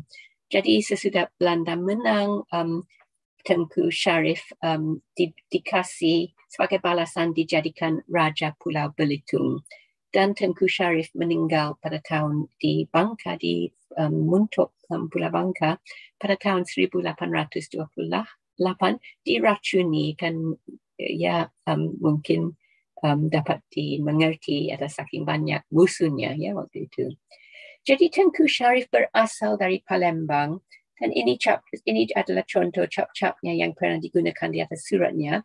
Tetapi harus diperhatikan bahawa gaya cap ini semua gaya cap Kedah, bukan cap Palembang. Jadi berarti cap-cap ini semua dibuat di Kedah, tempat mertuanya, tempat asal istrinya, anak Sultan Mukarram Shah. Jadi di dunia Melayu kadang-kadang bisa, walaupun seseorang berasal dari satu tempat, bisa diketahui dari gaya kesenian atau unsur kesenian, bentuknya dan seterusnya, dari mana berasalnya sesebuah cap. Belakangan ini di Palembang saya dengar ada cukup banyak temuan dari Sungai Musi, misalnya cap ini ya, dan yang didapati di Sungai Musi tahun 2011. Jadi ada beberapa cap yang ini dan satu dua yang lain yang masuk dalam katalog cap saya. Cap ini kelihatan asli, tetapi ada juga yang sementara ini susah untuk dipastikan keasliannya. Ada banyak penemuan baru yang dikatakan berasal dari Sungai Musi, tetapi harus diteliti sangat tajam satu persatu untuk memastikan keasliannya. Jangan diterima begitu saja, karena ada juga cap yang dikatakan berasal dari Sungai Musi yang menurut saya palsu, ya, buatan baru, tapi diatur supaya kelihatan lama, tapi biasanya bisa diketahui dari tulisan dan unsur-unsur lain. Ya. Jadi begitulah sepintas lalu tentang cap Kesultanan Palembang. Semoga memuaskan. Kalau ingin membaca secara lebih teliti, bisa dibaca di dalam buku katalog cap yang mengandungi 111 cap dari Palembang selain cap dari Kesultanan Melayu lain di seluruh Nusantara. Jadi sekian dan terima kasih, dan dipohonkan maaf jika ada sesuatu kekurangan atau kehilafan dalam uraian saya tadi. Sekian, terima kasih. Oke, Masya Allah Bu Anabel. Kita kasih aplaus dulu ini buat Ibu yang telah mempresentasikan hasil karyanya ya.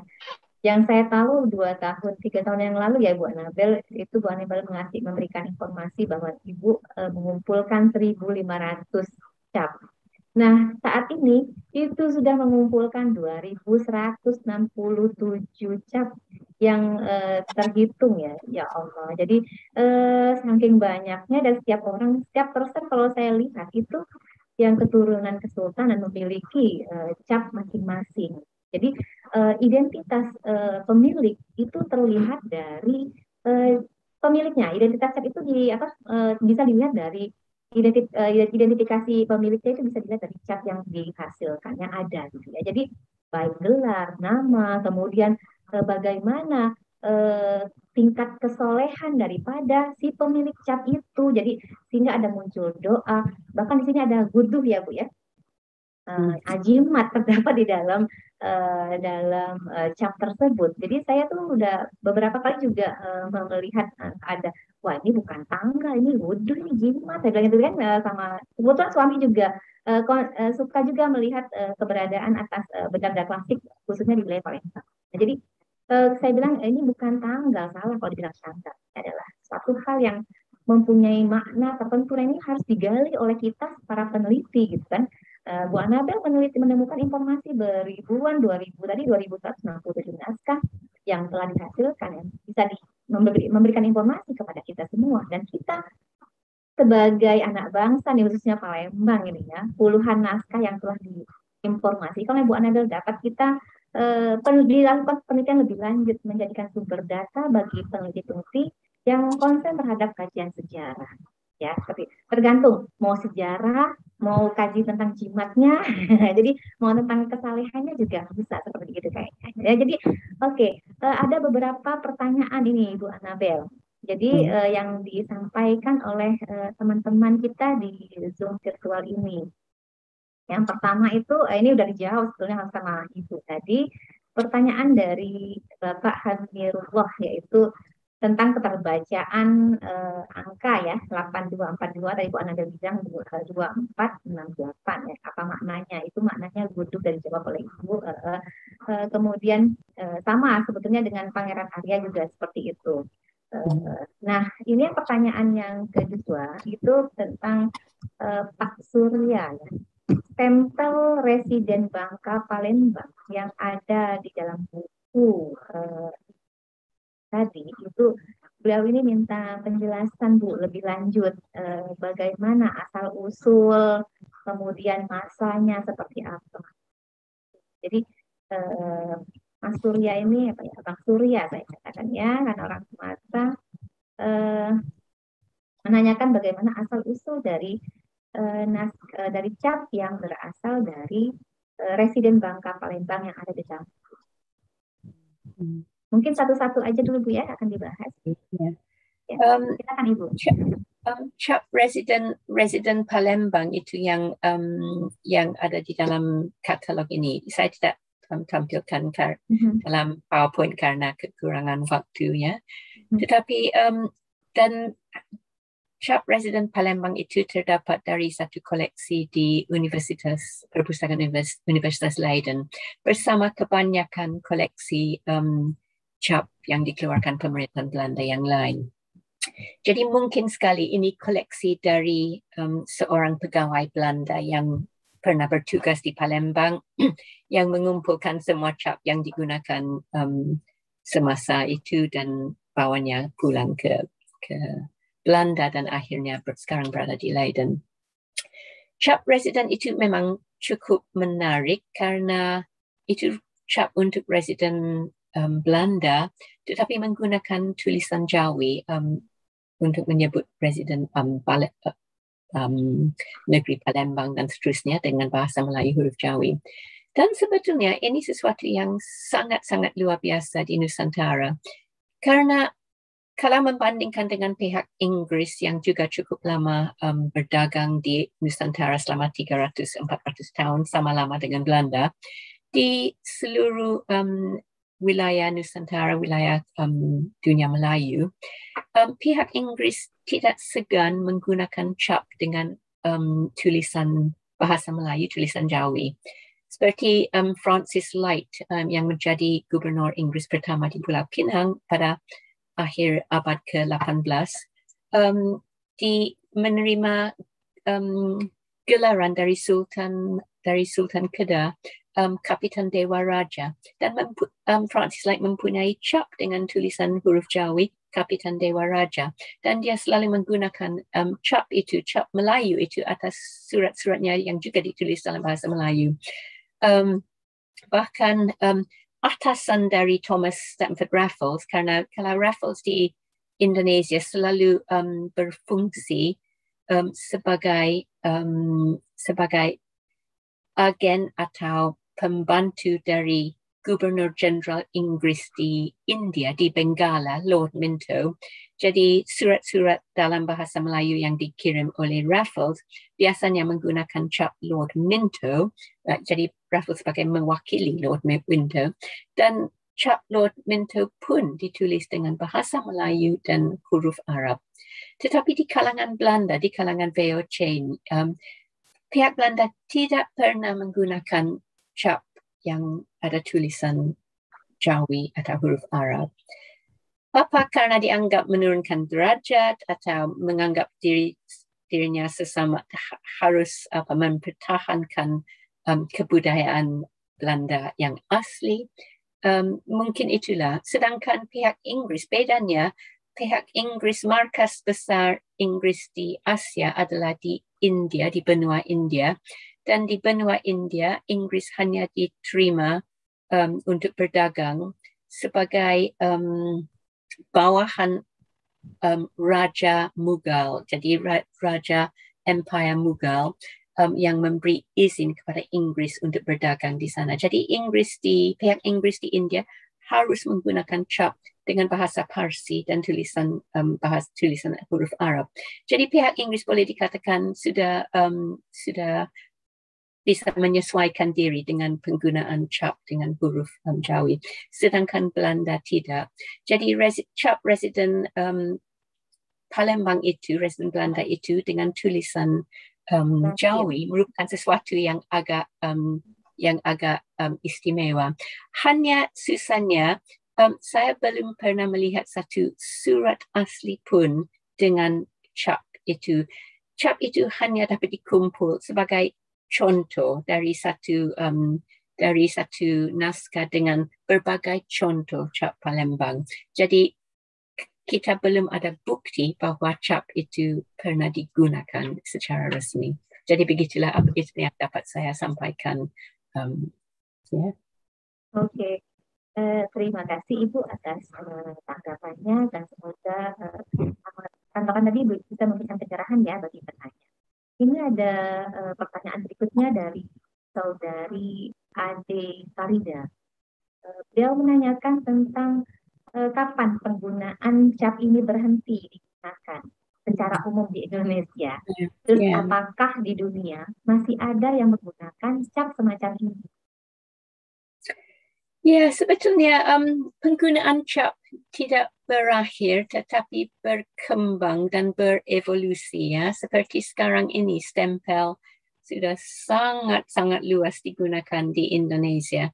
Hanya bedanya sekarang tidak pakai lagi jelaga pelita, sekarang diukir dari karet atau plastik ya, dan ditempel dengan tinta. Dan sekarang hampir semua cap Indonesia menggunakan huruf Rumi ya. Tetapi perannya tidak banyak berbeza ya, tidak banyak berbeda. Perannya, fungsinya masih untuk mengesahkan sesuatu dan membuktikan bahwa cap ini berasal dari sebuah tempat. Mungkin penggunaan huruf Jawi atau huruf Arab pada cap mulai berakhir pada awal abad ke-20. Kecuali di kalangan para ulama, dan masih berlangsung mungkin cukup lama, lebih lama di kalangan para ulama ya. Tetapi di kalangan istana, di kalangan pemerintahan, mungkin awal abad ke-20 penggunaan huruf Jawi, huruf Arab sudah mulai berakhir. Kecuali di Malaysia, di istana-istana sultan, cap gaya lama masih dipertahankan sampai hari ini, sampai sekarang. Tetapi di pemerintahan, di kalangan pemerintahan di Malaysia pun huruf Rumi biasanya yang sekarang digunakan pada cap. Jadi untuk katalog saya, ya memang ini pertanyaan yang cukup baik karena sedikit susah untuk saya untuk menentukan batas untuk cap-cap yang saya kumpulkan untuk diterbitkan, karena saya hanya ingin menerbitkan cap gaya lama, tetapi ada juga sebagian kelompok cap yang mewakili atau menggambarkan evolusi ke zaman modern, tetapi cap yang sepenuhnya modern tidak masuk di dalam buku katalog cap itu. Oh ya, keren sekali Bu Nabil. Saya yang cap. Jadi bayangkan, saya tinggal bayangkan 2167 gitu, ya Allah, dibuka satu-satu. Ya Ibu ya, terima kasih atas tanggapannya. Nah ini ada pertanyaan dari Bang Heru. Ini menanyakan tentang dari berbagai cap Kesultanan Palembang yang sudah dibeli, apakah cap-cap tersebut hanya digunakan terhadap daerah luar kesultanan, seperti surat kepada Portugis atau kepada sultan yang lain, atau juga digunakan dalam surat kepada para pesirah wilayah yang berada di selatan. Pertanyaan oleh Ya, ini pertanyaan yang menarik karena juga menjurus ke arah penelitian tentang naskah, karena semua cap yang dikumpulkan dan diterbitkan sebetulnya cap yang dibubuk atas naskah, ya, atas surat. Jadi keberadaan cap tergantung pada keberadaan naskah, dan naskah itu harus disimpan sampai sekarang, dan biasanya harus bertahan cukup lama, 200-300 tahun, ya, supaya dapat mengumpulkan bahan capnya. Jadi jadi koleksi yang paling besar saya dapat dari perpustakaan atau seperti Arsip Nasional Indonesia di Jakarta. Tapi cap-cap itu jelas sekali yang berasal dari arsip juga itu ada karena ada komunikasi dengan pihak asing seperti Belanda dan Inggris. Kalau di wilayah Palembang, pedalaman Palembang sendiri, pedalaman Sumatera sendiri, yang susahnya adalah pengumpulan bahan dari pedalaman Sumatera, dari pedalaman Palembang. Apakah masih ada surat-surat Sultan Palembang yang masih disimpan di pedalaman?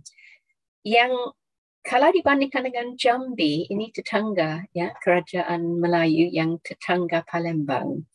Rupanya di pedalaman Jambi sampai sekarang masih ada tersimpan surat-surat Sultan Jambi yang pernah dikirim ke pesisir, ke penghulu, kepada kepala daerah di Palembang, surat pelantikan sebagai kepala suku, surat pelantikan sebagai wakil sultan di daerah-daerah tertentu, dan surat disebut piagam. Surat piagam itu dijaga dan disimpan sebegitu baik sehingga 200-300 tahun kemudian masih ada di sana.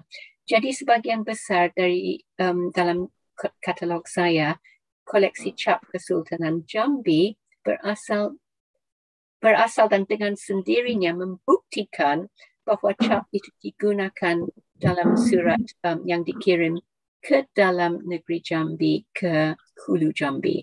Tetapi untuk Palembang sejauh ini belum ada penemuan naskah-naskah surat dari Sultan Palembang ke pedalaman seperti halnya di Jambi.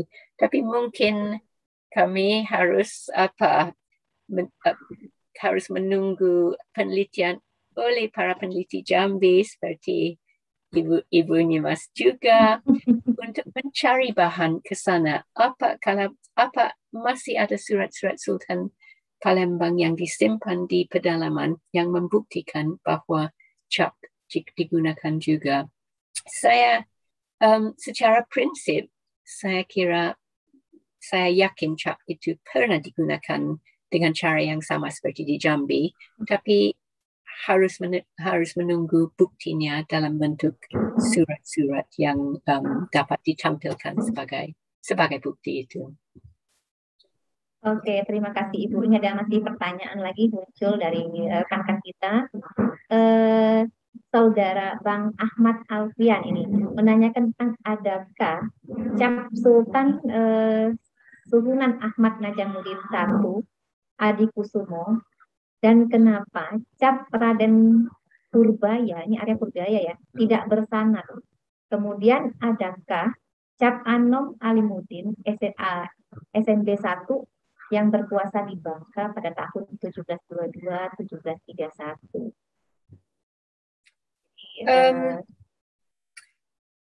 Semua cap yang dapat saya kumpulkan ada terdaftar dalam katalog. Jadi saya kira Anda harus mencari di dalam katalog itu. Yang satu hal yang cukup susah adalah penggunaan nama di dalam cap. Kadang-kadang nama yang disebut di dalam cap di lingkaran tengah adalah gelaran yang cukup umum yang digunakan secara turun-temurun, seperti gelaran seperti Pangeran Arya atau Pangeran Ratu, Pangeran Purboyo, pernah digunakan dalam banyak generasi yang berlainan. Jadi untuk menentukan ini cap siapa si Pangeran Purboyo itu, karena nama pribadi seperti Muhammad atau Alimuddin tidak selalu disebut. Jadi ini masih memerlukan penelitian dari segi sejarah kerajaan Palembang untuk menentukan siapa yang menjabat gelaran Pangeran Purboyo pada masa tersebut. Dan siapa tahu ada capnya, karena ada juga dalam katalog itu ada sejumlah yang cukup banyak cap yang hanya ada gelaran seperti Pangeran Ratu, Pangeran Adipati.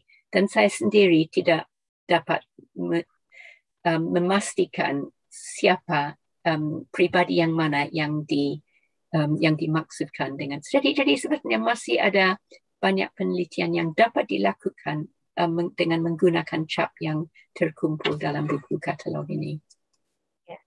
Amazing sekali ya, dalam satu cap bisa kita melihat karakter atau bisa melihat bagaimana situasi satu kerajaan atau satu kesultanan tertentu ya. Jadi peluang-peluang para peneliti nih, khususnya Palembang ini, ayo bergerak gitu ya untuk meneliti naskah terutama nih dalam bentuk yang telah diinformasikan oleh Bu Ana tadi dalam karyanya tentang cap itu, jadi menjadikan bukti, salah satu bukti sumber kita untuk menuliskan sebuah sejarah.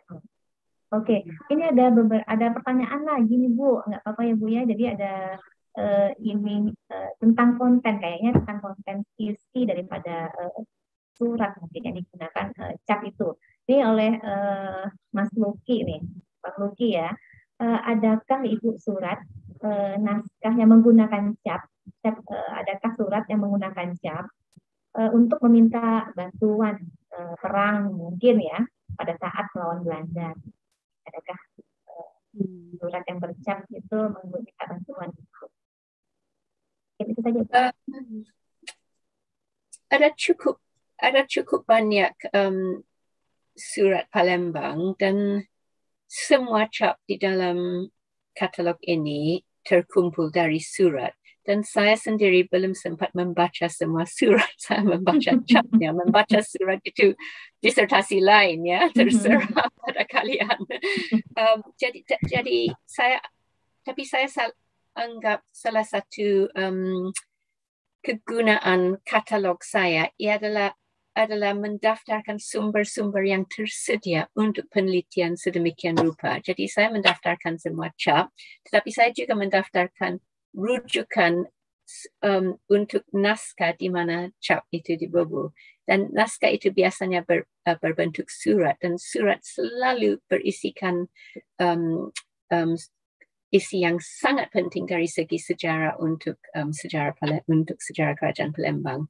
Jadi mungkin katalog cap bisa digunakan sebagai rujukan untuk meneruskan penelitian ke dalam isi surat. Tapi saya sendiri belum sempat membaca semua surat di mana saya mengumpulkan capnya. Jadi terserah pada generasi penerusnya ya. Iya, penelitian lebih lanjut ya Ibu ya. Ini berpeluang sekali bagi kita untuk melakukan penelitian lebih lanjut atas apa yang telah dihasilkan oleh Ibu Anabel ini.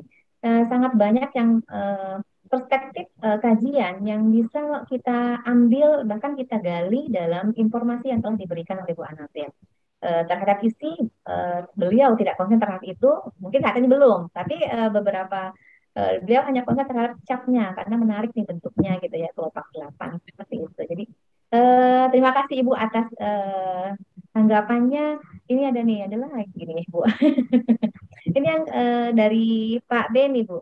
Jadi Belanda membuat cap musi ilir Palembang seperti yang ditayangkan tadi ya Bu ya. Ada huruf Jawi dan Latinnya. Sedangkan Belanda lebih angkuh dari Inggris. Kira-kira apa sebabnya, Bu?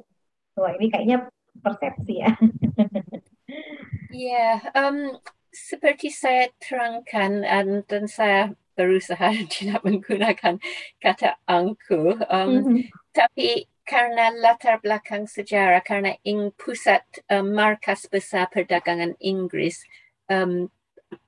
lokasinya di benua Hindia, dan benua Hindia waktu itu dikuasai oleh kerajaan yang sangat kuat, yaitu kerajaan Mughal ya. Seperti ada banyak Raja Mughal yang terkenal sekali seperti Akbar, Jahangir, Humayun, Aurangzeb dan seterusnya. Jadi waktu Inggris datang dia hanya bisa berdagang sebagai bawahannya, sebagai kaki tangan pegawai Raja Hindia. Jadi dari awal mulanya Inggris harus menerima peraturan yang berlangsung di India. Misalnya penggunaan bahasa Parsi untuk bersurat menyurat, bahasa Parsi untuk bahasa komunikasi, dan penggunaan cap dengan tulisan bahasa Parsi, di mana semua orang Inggris termasuk Gubernur Jenderal Inggris di Benggala pun harus menyebut diri sebagai hamba Raja Mughal.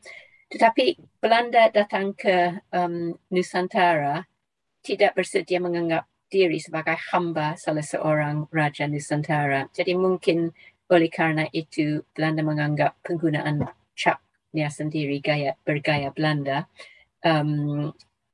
mencukupi ya, dan dia tidak harus menyesuaikan diri dengan keadaan di sini. Mengenai soal angkuh, siapa tahu kalau Inggris datang pertama-tama datang di Nusantara juga tidak mau pakai cap berhuruf Jawi. Saya tidak tahu. Tapi pengalaman Inggris sangat terpengaruhi oleh keadaan di India di Ayam Mughal. Oke, Ibu, terima kasih, Bu.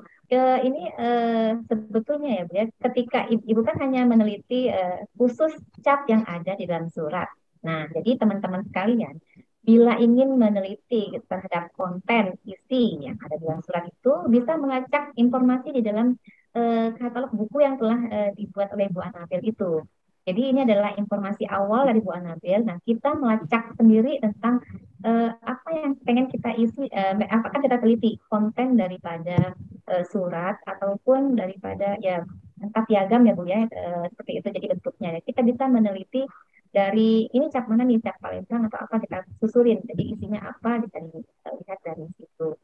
Oh iya, ini ada lagi, ini Bu, faktor cap itu sampai ke Rusia. Ini pertanyaan dari Bang Fikri. Itu bagaimana nih ke wilayah lain bisa sampai ke sana? Itu saya sudah terangkan, itu hanya secara komersial. Di Rusia ada seorang kolektor, di seluruh Eropa, di seluruh dunia selalu ada orang yang suka pada buku, suka pada naskah, yang juga sangat terbuka dan ingin belajar tentang kebudayaan dan tulisan dan secara tempat lain, dengan mengumpulkan buku dan naskah yang ditulis dalam berbagai bahasa.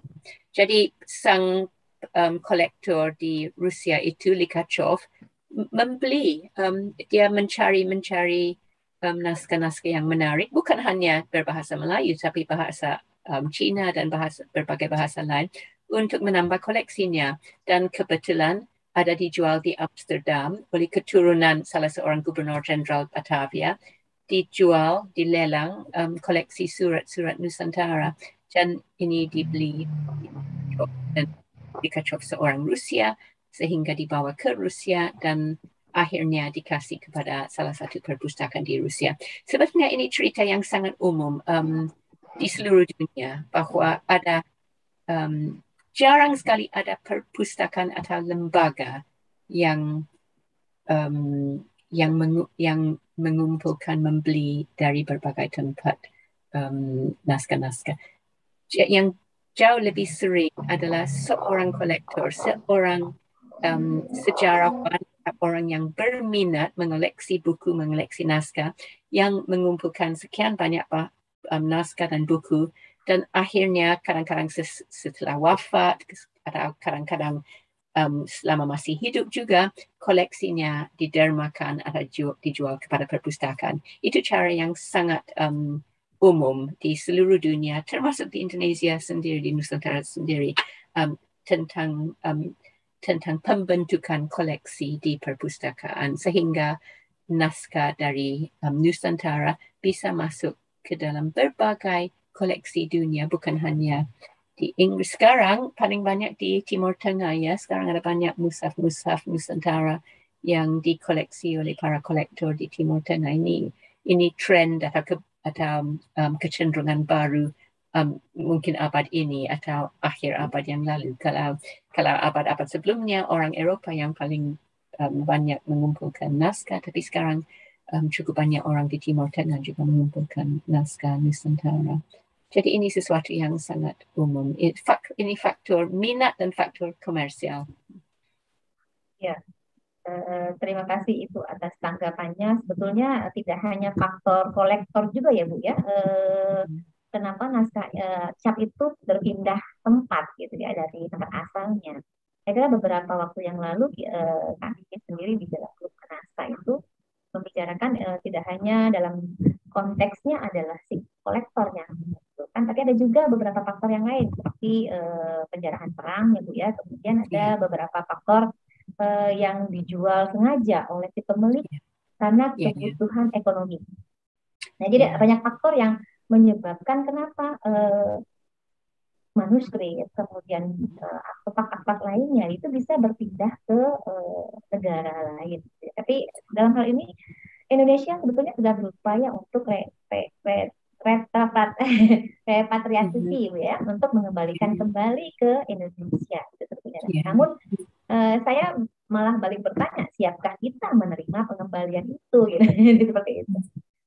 Ya, mungkin perlu saya tambah ya. Saya ada rekan saya di Inggris, di Universitas SOAS, Dr. Mulaika Hijaz, yang baru mulai satu proyek penelitian baru tentang perpustakaan asli atau perpustakaan lama di Pulau Sumatera dengan 3 bidang penelitian, satu di Aceh, satu tentang perpustakaan di Aceh, satu di Minangkabau, perpustakaan surau di Minangkabau, dan satu di Palembang, karena memang seperti Ibu Nimas bilang, perang adalah salah satu faktor penyebab mengapa naskah bisa berserakan, ya.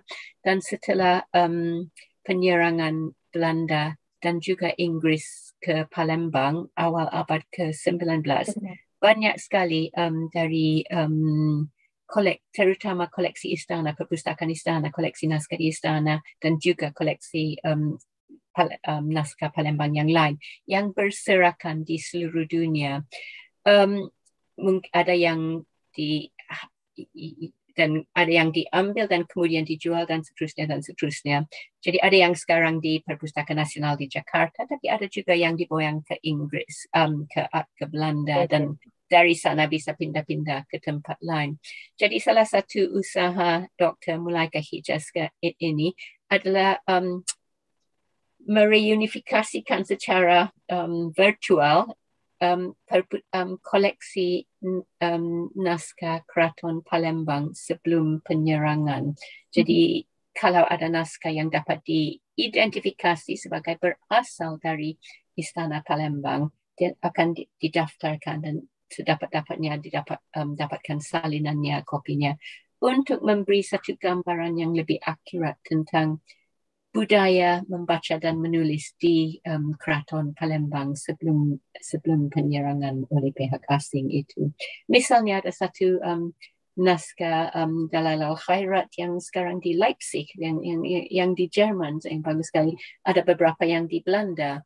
Ada satu di Inggris, kalau tidak salah, di koleksi Marsden di SOAS. Jadi memang terdapat di banyak sekali tempat. Dan ada satu cap di dalam katalog saya yang saya dapat keterangannya dari artikel Bapak Tengku Iskandar tentang koleksi Keraton Palembang yang mengatakan di bawah bahwa ini, dan cap ini bukan di atas surat, tetapi di dalam salah satu naskah di naskah Melayu di Leiden yang mungkin berasal dari Keraton Palembang, mungkin sang prajurit Belanda yang mengambil naskah itu juga melihat ada satu cap, dan dengan adanya cap itu dia mengecapkan naskah itu dengan cap sehingga ada bubuhan cap di dalam satu buku, tetapi dicapkan oleh seorang askar, seorang prajurit Belanda ke dalam buku itu. Itu keterangan saya dapat dari artikel tulisan Bapak Tengku Iskandar. Kemudian saya ke Leiden, saya mencari naskah itu dan saya memfoto cap itu, dan cap itu sekarang ada di dalam katalog saya. Jadi benar ada macam-macam cara bagaimana naskah ini bersebaran di seluruh dunia sekarang. Ya Ibu, terima kasih Bu atas tanggapannya. Masih ada beberapa yang saling berkaitan, sepertinya pertanyaan dari rekan-rekan kita di virtual ini ya Bu ya.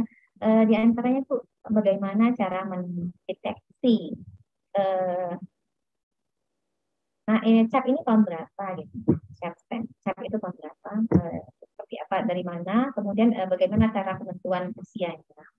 Kemudian ada lagi pertanyaan, mengapa sih beberapa cap yang ada di Palembang itu ditulis dengan terbalik, kemudian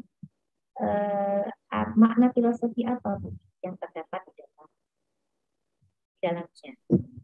Saya kira saya sudah menjawab hal itu ya, dengan ada kepercayaan bahwa dengan menyelubungi atau menyembunyikan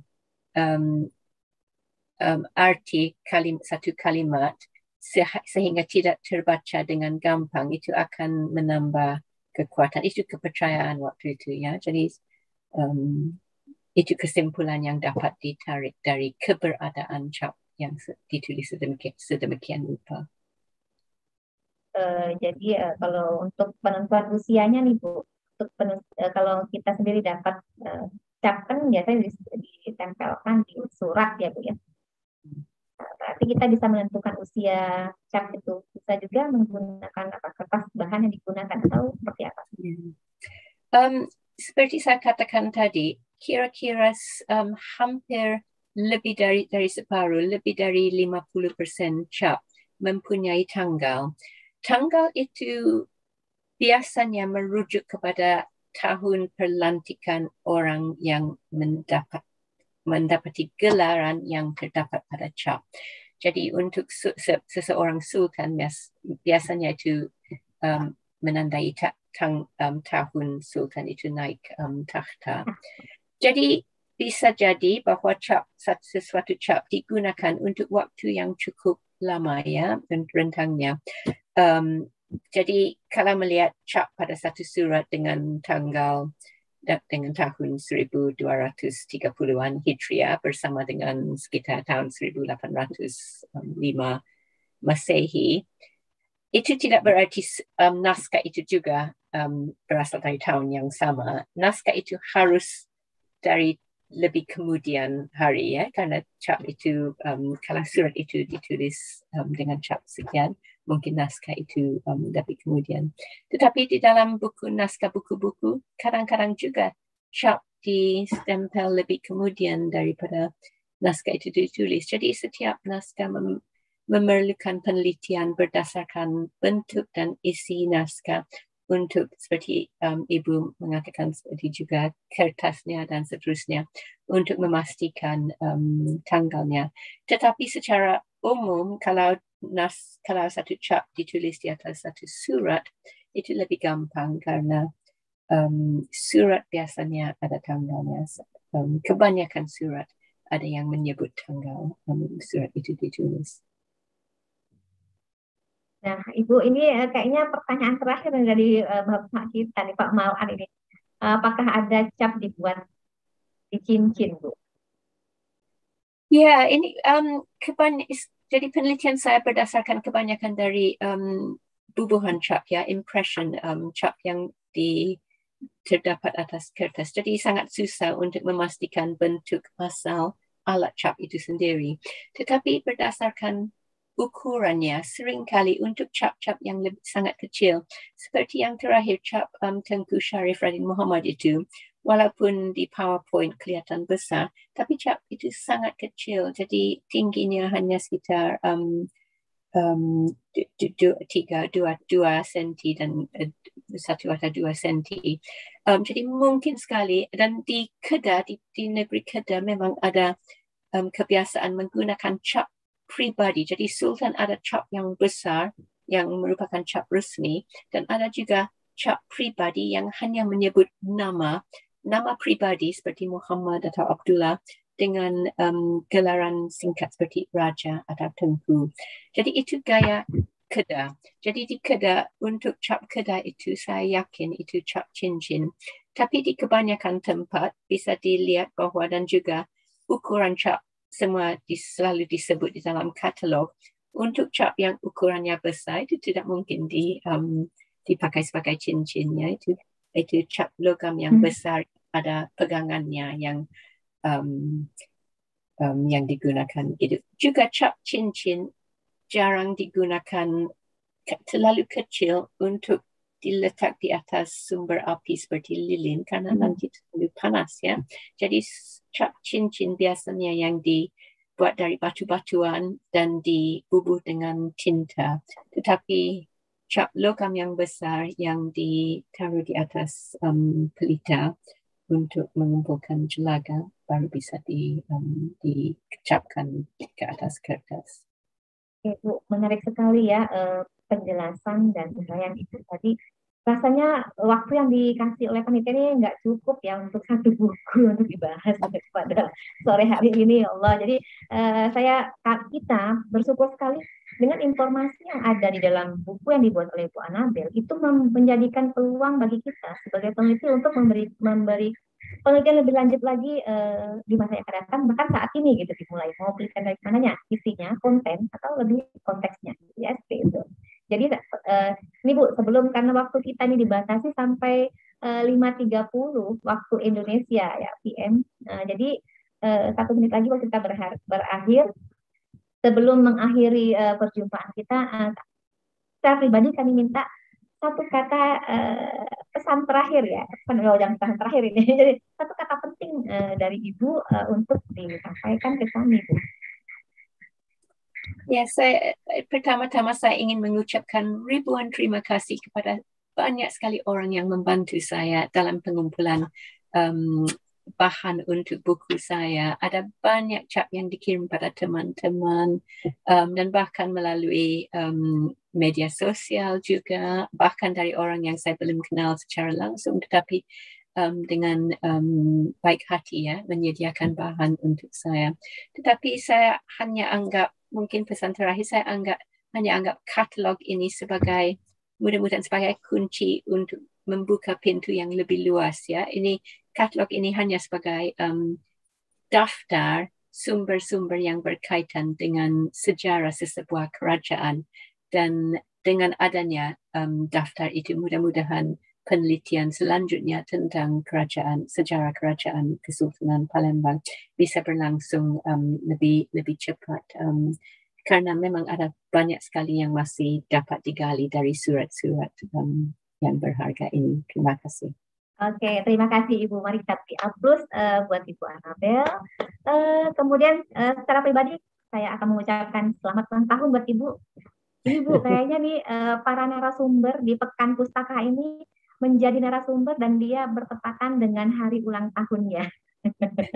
Kemarin itu Ibu Frida Amran, nah sekarang Ibu Anabel juga bertepatan dengan hari kelahirannya. Selamat ulang tahun ya Bu ya. Oke, sekian dari kami sebagai moderator.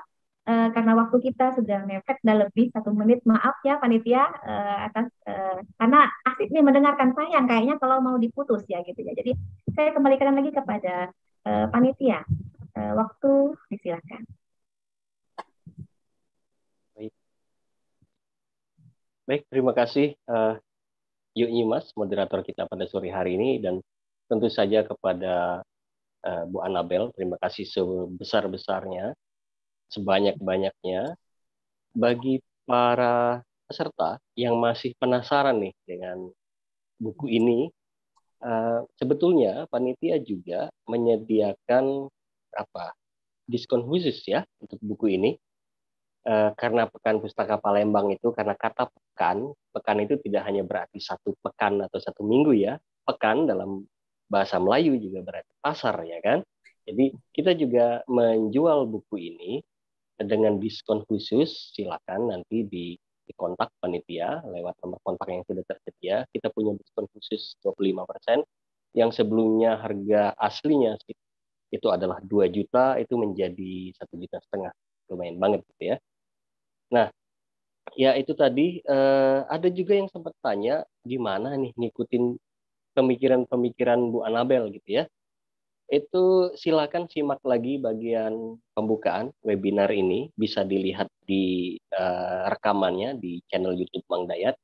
Di situ kami infokan tentang akun Twitternya Bu Anabel, akun Facebooknya, dan akun di akademia.edu. Dan juga ada beberapa video beliau di YouTube ya. Baiklah, di akhir acara ini saya ingin mengucapkan terima kasih kepada Sultan Mahmud Badarudin IV, Yai Wikrama. Terima kasih banyak atas kehadirannya, sudah memberikan kesempatan, dan juga khusus kepada Yayasan Lontar yang sudah mendukung acara ini, yang sudah memberi buku kepada Palembang khususnya, karena sebetulnya sudah ada fotonya ya. Jadi buku ini, buku Bu Anabel itu sudah diserahkan kepada Kesultanan Palembang Darussalam, kepada Sultan, yang nanti bisa diakses publik karena Kesultanan akan membangun perpustakaan yang bisa diakses oleh masyarakat Palembang. Terima kasih Bu Anabel bukunya. Kepada Yayasan Lontar, khususnya Bung John McLean, terima kasih banyak sudah memberikan fasilitas yang sangat banyak sehingga acara ini bisa terlaksana dengan lancar. Baiklah, Bu Anabel, kita bisa bikin acara lagi nanti, dan mudah-mudahan juga bisa mampir ke Palembang sambil makan empek-empek, baca manuskrip.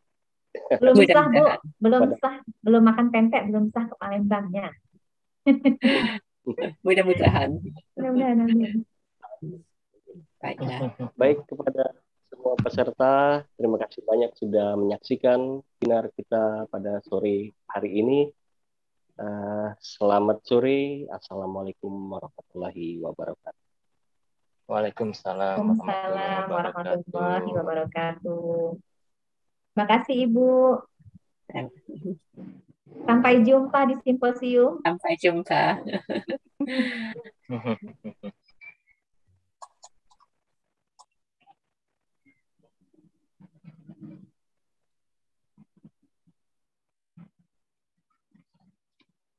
Pak Sultan, undangannya udah nyampe belum Pak?